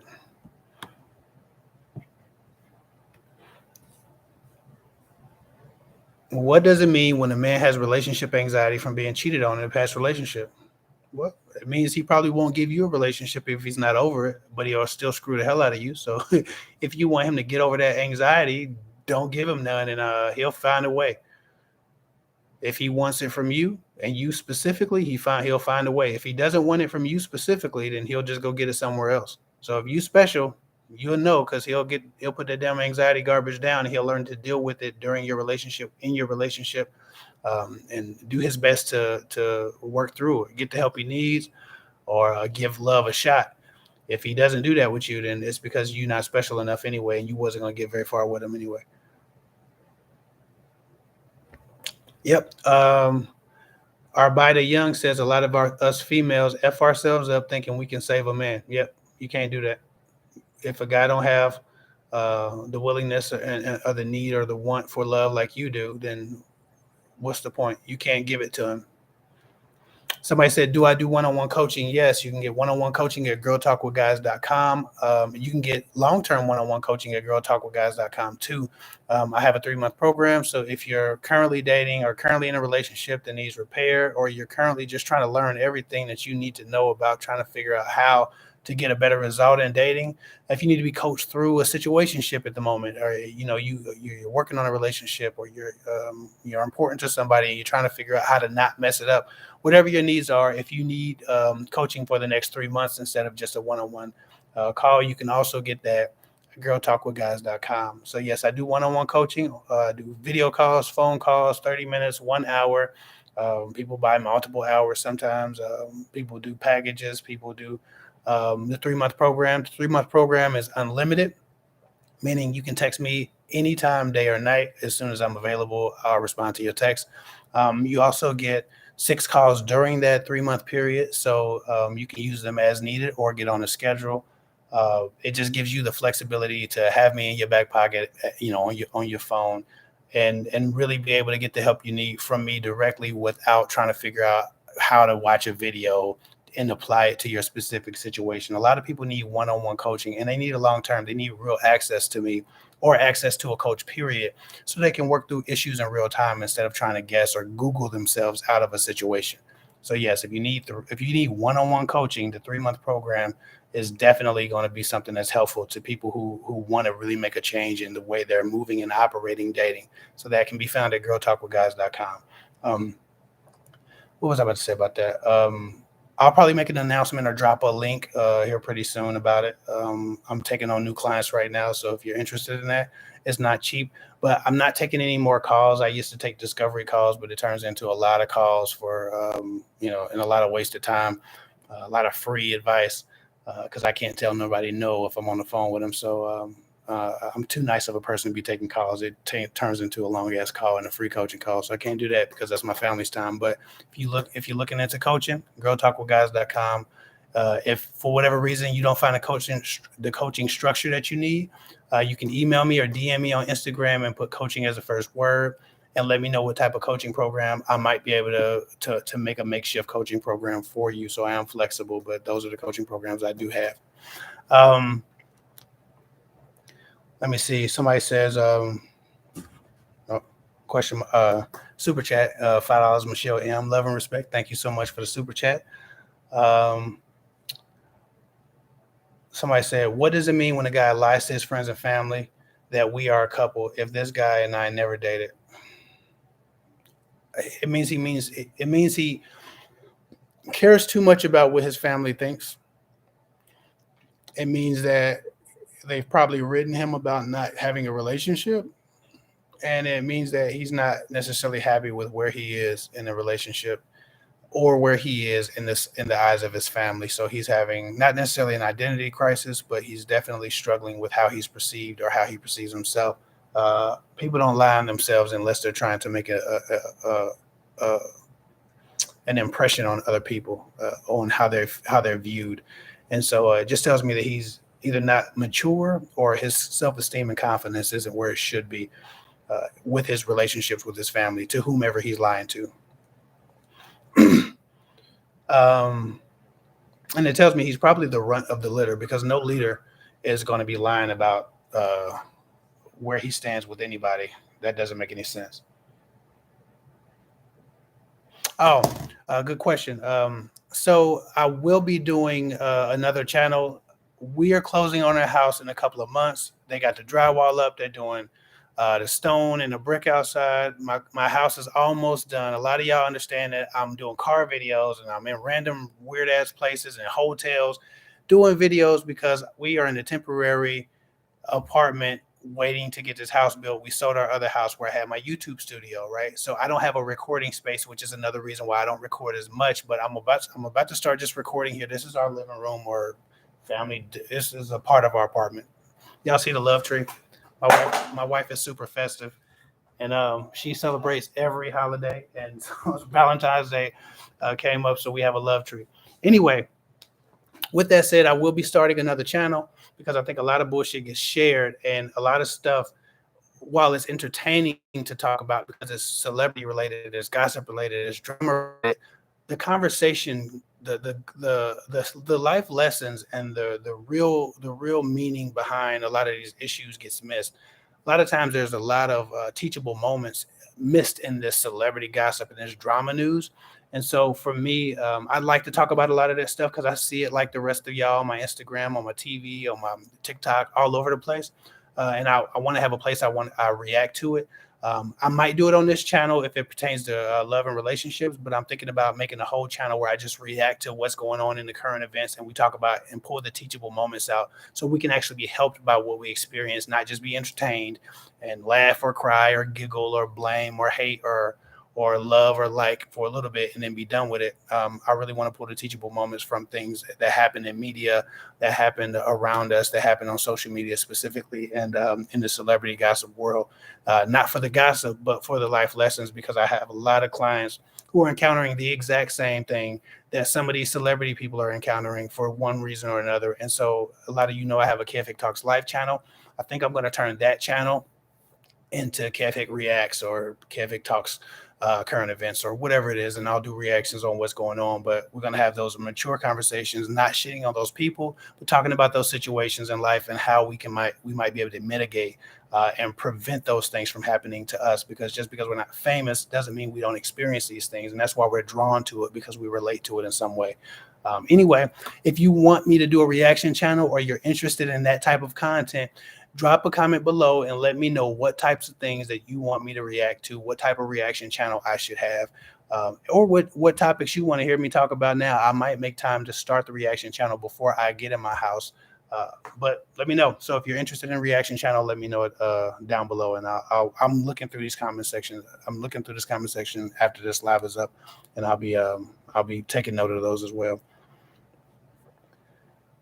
Somebody said what channel? It will probably be on the Kev Hick Talks live channel. I don't want to make this a gossip and reaction channel because this is about love and dating, and YouTube will be too confused to share any of my videos if I start talking about a lot of that stuff here. But I will be talking about it here soon. Somebody said, Kev, please answer Mitchell M's question. All right, I'm gonna look for Mitchell. I'm gonna look for that question. I didn't see Mitchell M's question, but I seen you saying, please answer it. I bet it's way, way, way up here. Mitchell M, I have a question. I see that. Okay, Mitchell M. So I met a guy. And after 1 week, he said he loves me and gave me a credit card and paid $1,300 for a trip for both of us. After him being inconsistent, I called him out on it, and he got upset. And then your question dropped. Oh, Mitchell M. Why do guys love bomb? To gain control. Mitchell M. First of all, thank you for the super chat. I was trying to get to your question for free down there, but they love bomb to gain control. Most of the time, the guys love bombing to gain control, and that's why that love bombing is normally romance based and financially. Like, first of all, nobody loves you after a week. We both know that. He knows that. But when he starts spending money, you start thinking that maybe he's putting his money where his mouth is. Maybe he does feel that way. Maybe he's serious. It gets control over you. It gets emotional control over you. It gets influential control over you, because if he starts waving money, some women can be bought and they don't realize they're being bought. They think they're just infatuated, and they think it's about the lifestyle, but they're really just being purchased. People aren't stupid. They know what they're doing. In your case, he was trying to gain control, and it looks as though, after the disagreement, he's challenged. You're more work than he would like to put in. Hold on.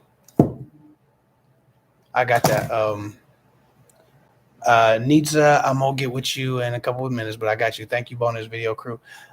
So yeah, guys love bomb in your case because he's trying to gain control. He's trying to gain leverage. He's trying to gain influence in your life. It makes you feel more familiar with the man. You don't know when he's love bombing you, when he takes you into an extreme in emotions, whether that's positive or negative, the highs and the lows, build a familiarity that is not true but feels true. So when men are love bombing you, they're normally love bombing you to cultivate an idea or feeling a sensation that you know them and that you've been through things and that um, like you're familiar when you're really not. They're trying to take the express right, the expressway or the highway or the elevator or the shortcut to your loyalty, to your faith, to your trust, and it's always usually a red flag. Now, some men are love bombing because they just don't have personal emotional boundaries, and they're foolish in the way they give their love out. Because so that does exist. Some guys are innocent in doing it. They just have a certain natural barrier that's a lot more shallow emotionally than some other people. So some people can just do it because they're unaware of themselves and they're so excited or so desperate for a relationship, which isn't always terrible. But most of the time when men are doing it and they're throwing money around, it's not because they're desperate or they're lonely. It's because they're trying to buy your loyalty and skip a lot of the steps that it takes to build a real relationship. Nizabari, but I'm not gonna beat your name up, but I respect you and I love you, and you've been around forever, and you're a channel member first of all, so love and respect for that. But she says, still single, haven't found anyone I like. What's wrong? Have we spoken? Maybe you should book a call or write me on Instagram. You've been a bonus video crew for a member for 11 months. You've been supporting my channel. Hit me on Instagram and we can talk on Instagram for free. You don't have to pay crap. You always support. Your face is always in the comment section. You always show love. Hit me on Instagram. Just put your first name 4 or 5 times in a row so I know it's you, some exclamation points, and we can have that conversation at Kev Hick 24 on Instagram. Let's talk about it. I don't want no money from you. You've been supporting for a while. But we can talk about that specifically in your situation because I don't know exactly what's going on with you. But if I haven't talked to you, I want to talk to you so I can give you real advice that helps you and not just some general shit that might be helpful. Anyway.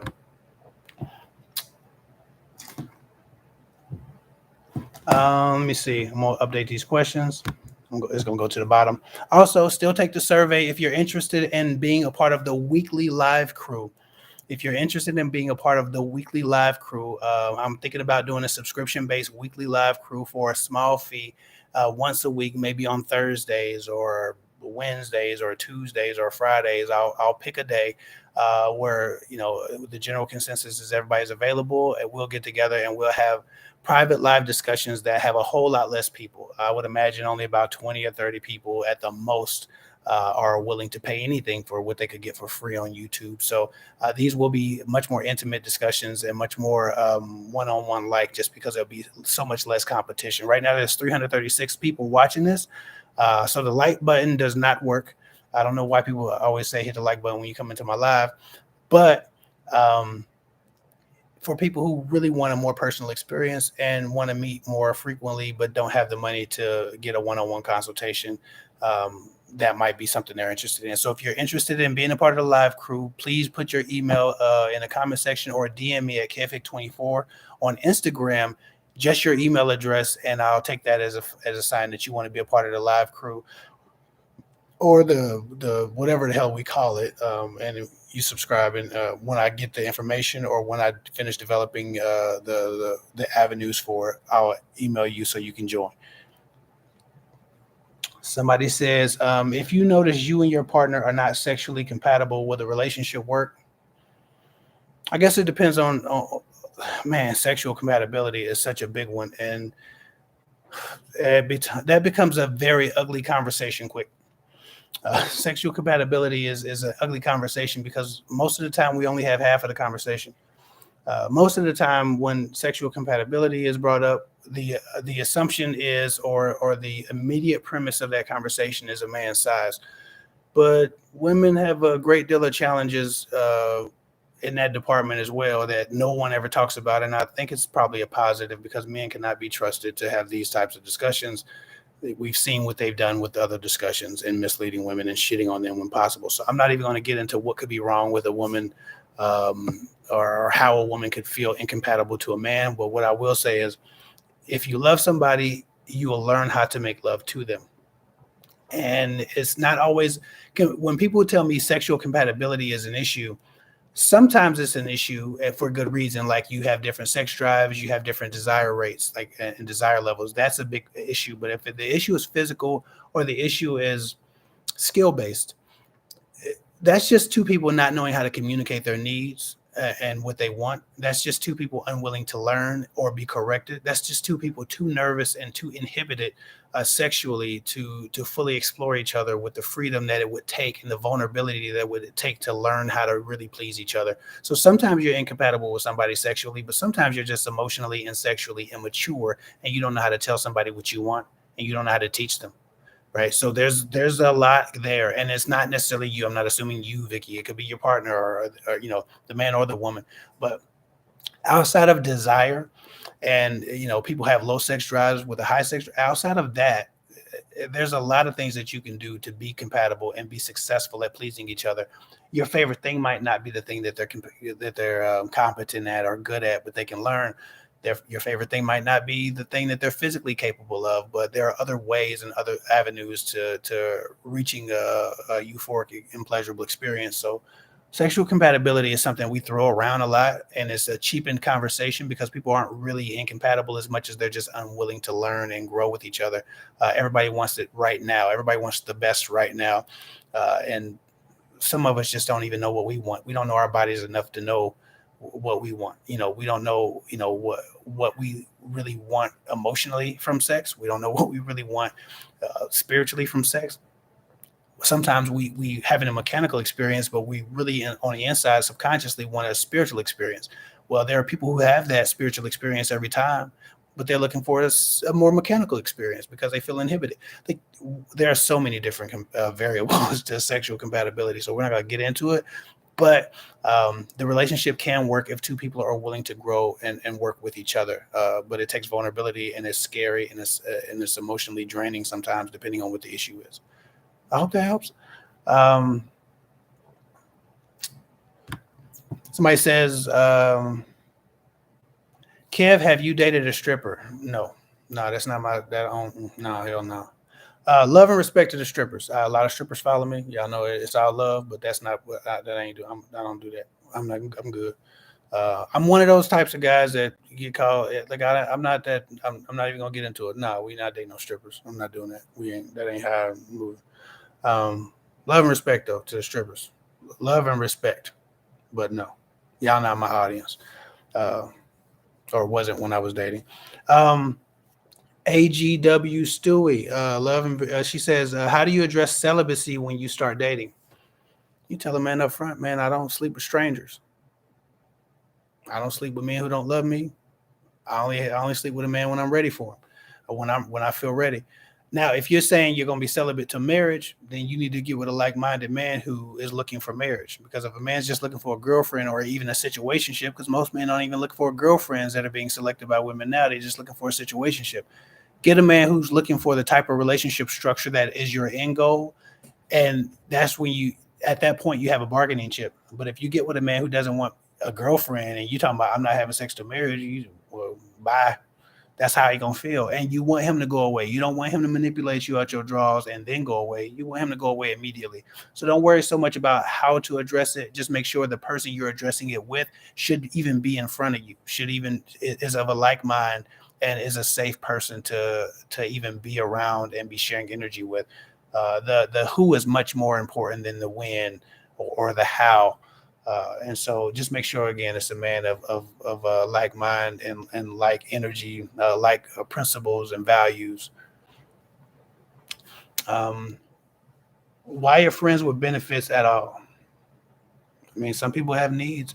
I think a friends with benefits is better than sleeping with a bunch of random men, exposing yourself to STDs, getting emotionally attached to random men, sleeping with lesser men who don't even respect you. Some of y'all are sleeping with men who really hate and despise women to get your rocks off. I would much rather a woman get her rocks off with a man who at least sees her as a human being and who has some respect for her and her life and who just cares about her as a person than a woman sleep with any kind of random guy just because she needs some. I think that friends with benefits have their place. The problem is, or the idea should still be, um, The main idea should be actual friends with benefits, not just friendly for some ass. And that's what most women are giving. The guy's friendly with a woman, and she gives him some ass, and then they're not really friends. She can't call this dude and say, "Man, I had a terrible day today."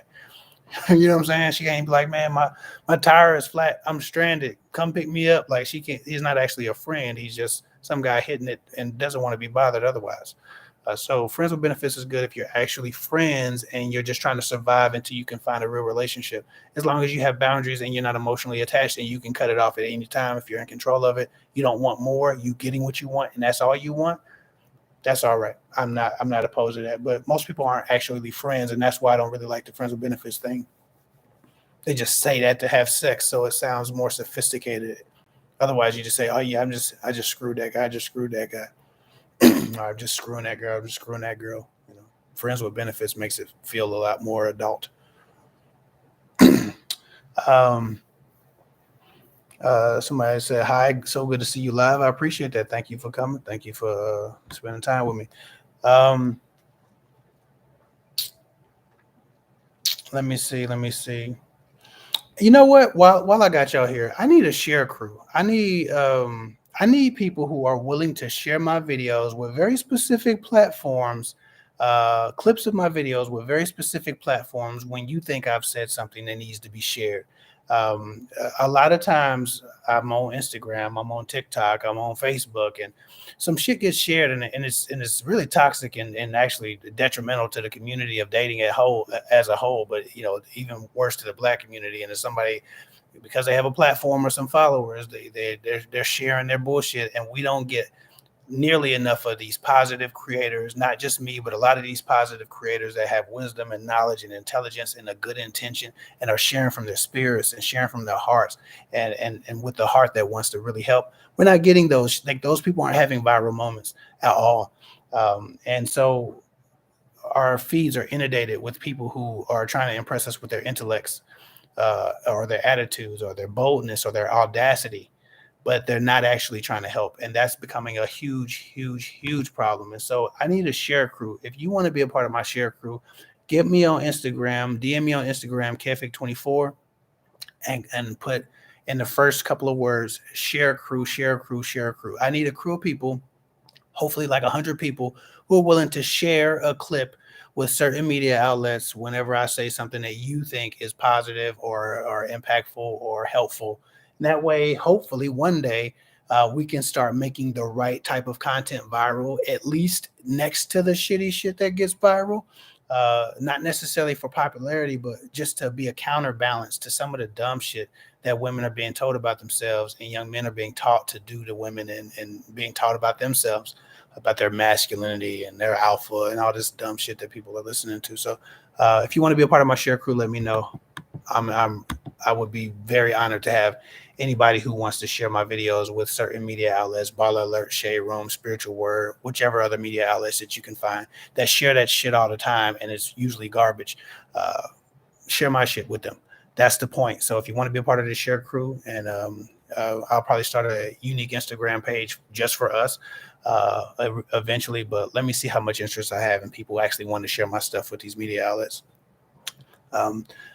But why would you mention that only after the second date? Are any of these serious red flags? Cadano, I need to figure out what the first question was. Why would you mention that after the first date? Hold on, I'm gonna look at Cadano. If you can drop the first part. What's the context? Um, he said, but why would you mention that only after the second date? Are any of these serious red flags? Which ones are you referring to? Somebody said we can start a petition for Shade Room to post. Absolutely. Well, if when a lot of people share with those outlets, people just share a bunch of stuff with them, and a lot of people share the same thing. They share it because it looks like it's going to be viral or something like that.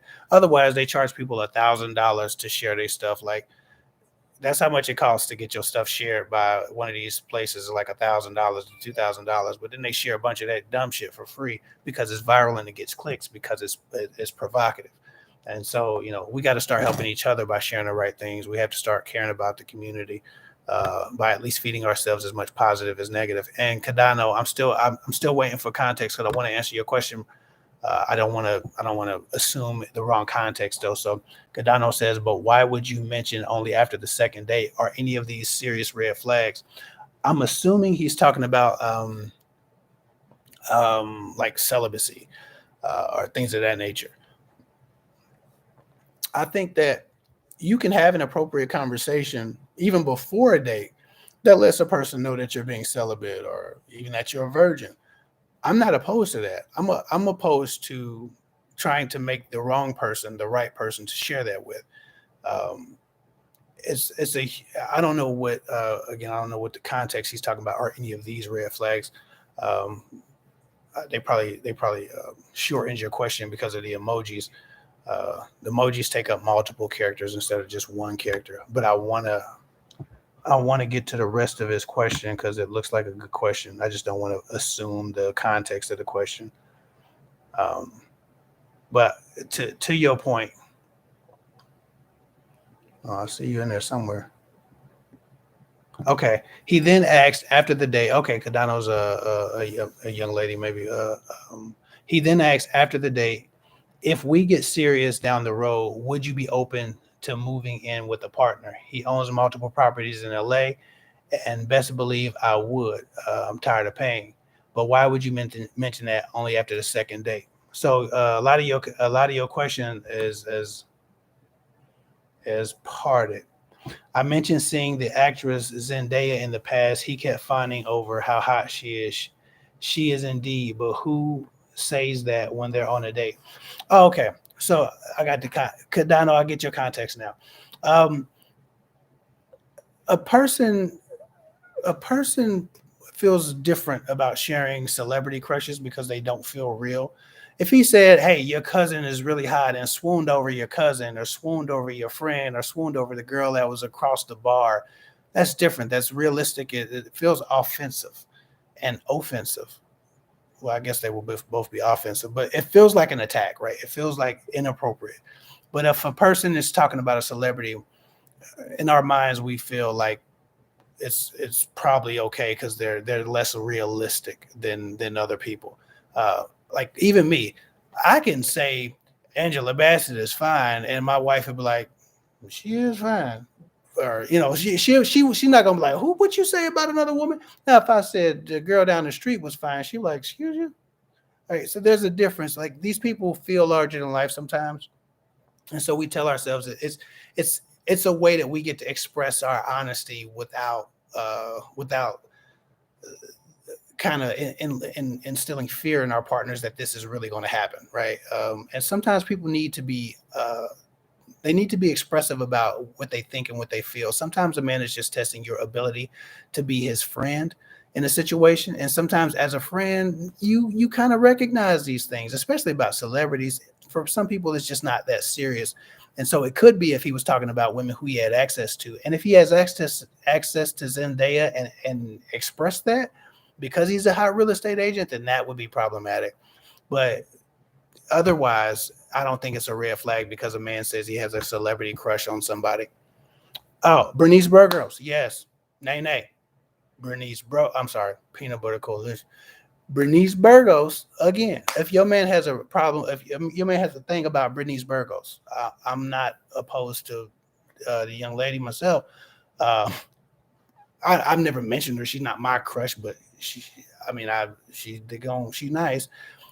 She's a celebrity. I'm not in Bernice Burgos DMs. I don't know her. There's no way that I'm going to be found in the bed with Burgos or Angela Bassett or Viola Davis or Alicia Keys. Pick somebody who, whatever celebrity crush that a person might have.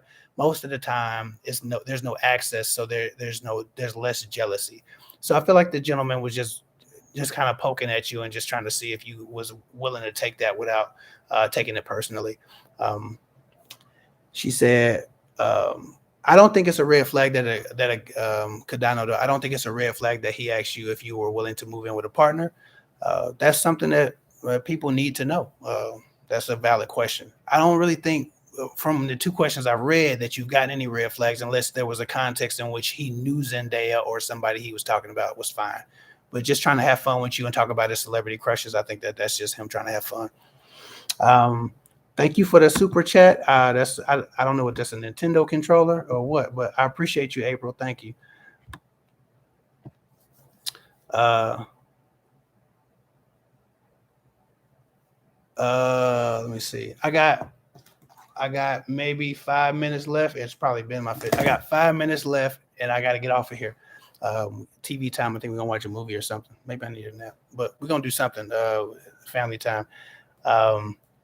Kev, read up. I'm gonna read up. How can I truly tell? Felicia McMullen says, how can I truly tell if my boyfriend has fell in love with the girl we had a threesome with? It's extremely hard not to fall for her, but now he is taken up for her if I start being negative about it. I mean, he's probably infatuated with the young lady. He was allowed to explore his love for you next to his love for her. So he's gotten what I would consider the apex of comparison privilege. I mean, there's nothing like being able to experience both women at one time and then make a decision about which one is more preferable. This is an ugly situation, but listen, I'm not judging your threesome. I think people have alternative relationships. They're into different things, but it doesn't sound like you have the personality type, the emotional bandwidth, and the security to be having threesomes. I think that while certain people in relationships have different relationship structures, there are a lot of different relationship types, whether you poly relationship or polygamy or just like free love. You don't appear to have that type of structure emotionally. I feel like you are falling into a thing where now you've compared yourself and you're being negative about it because you sense that there's a threat, but you care too much about the threat. That's not a bad thing. You're supposed to care. I'm just saying you're not of the personality type of woman that need to be having threesomes. You need to be way less attached to a man before you're having threesomes with beautiful women. And allowing him to have that the privilege of direct comparison. I would not introduce another woman to the bedroom just because I can't guarantee that wouldn't come back on either me or my wife emotionally, right? That's you're going to have to deal with some stuff behind that if you're of most personality types. To answer your question, how to tell if he's falling in love with her? He's protecting her. That's probably a bad sign that at least he likes her. He's infatuated.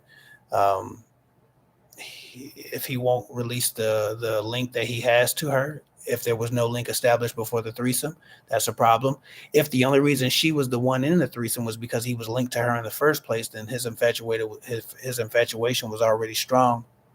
I'm not sure why she was chosen, but if he chose her, that's a problem because he, again, probably already knew who she was. If he was familiar with her, if he had a relationship with her, if he was friends with her, if he was one of her exes, if he's still in contact with her, if he still texts or still calls or still like, you're most likely your suspicions are right.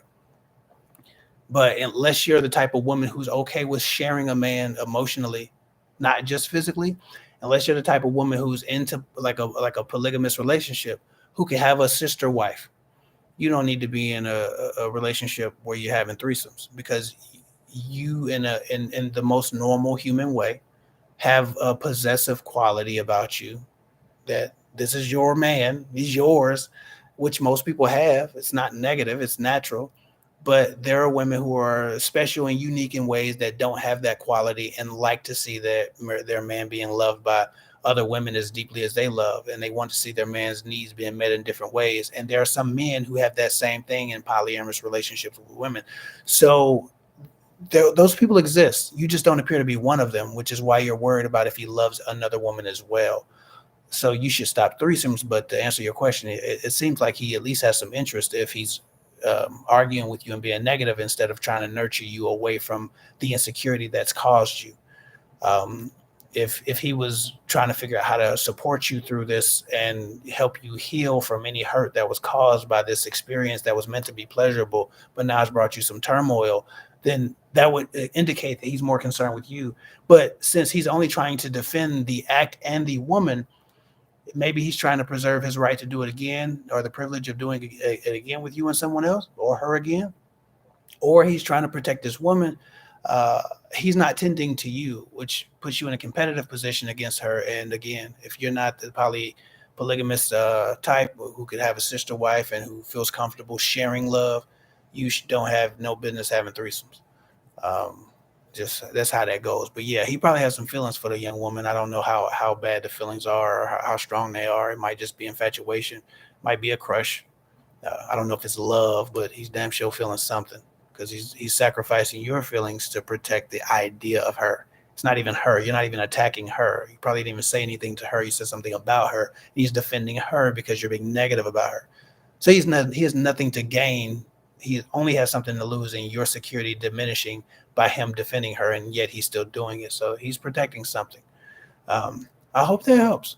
Anyway, where can I put my email to be part of the lives? If you want to be a part of the subscription or live crew, put your email advice in the comment section below. If it blocks you or if it tells you no, if you don't see it, then go to Kev Hick 24 on Instagram, at Kev Hick 24 on Instagram, and just DM me your email address, and I'll take your email address and I'll put it on my list of people. And if the list is long enough and people really want to sign up, and not just saying that they want to sign up, but they want to pay a couple dollars or however many dollars, it's not going to be expensive. But they want to pay something to be a part of the weekly live sessions. Then if I have enough of an audience, then I'll do it. But I don't want to do like 4 or 5 people, because then it just turns into a big ass one-on-one. And that gets too personal too quickly. And then we have to get off the phone and have I need more than 20, less than 50, right? That's the goal. So I don't know. We'll find out. But if you want to be a part of the live crew, go to Girl Talk with Guys.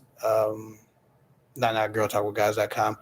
Go to at kevhick24 on Instagram and DM me DM me your email address, or put your email address in the comment section below.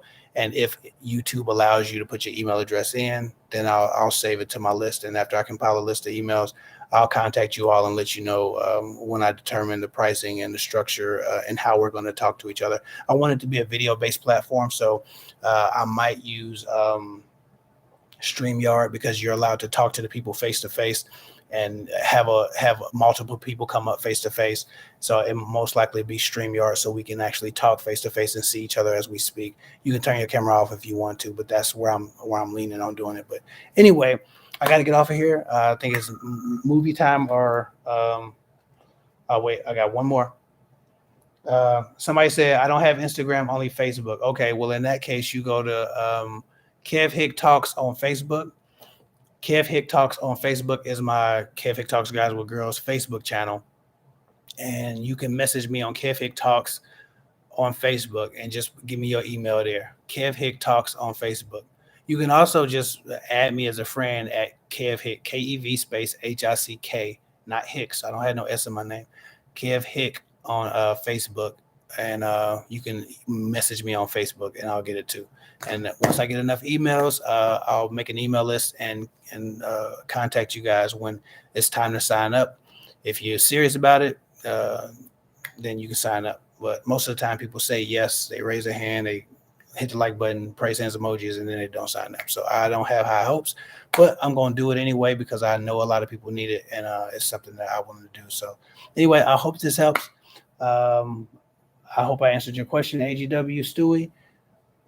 Follow me at KevHick24 on Instagram. Go to girltalkwithguys.com for coaching, whether you need 3-month coaching, long-term, unlimited coaching, or you need just a one-on-one video call, voice call, 30 minutes to an hour, or even longer. Go to girltalkwithguys.com and book that. Follow me at KevHick24 on Instagram. Join my Patreon if you want to support the channel.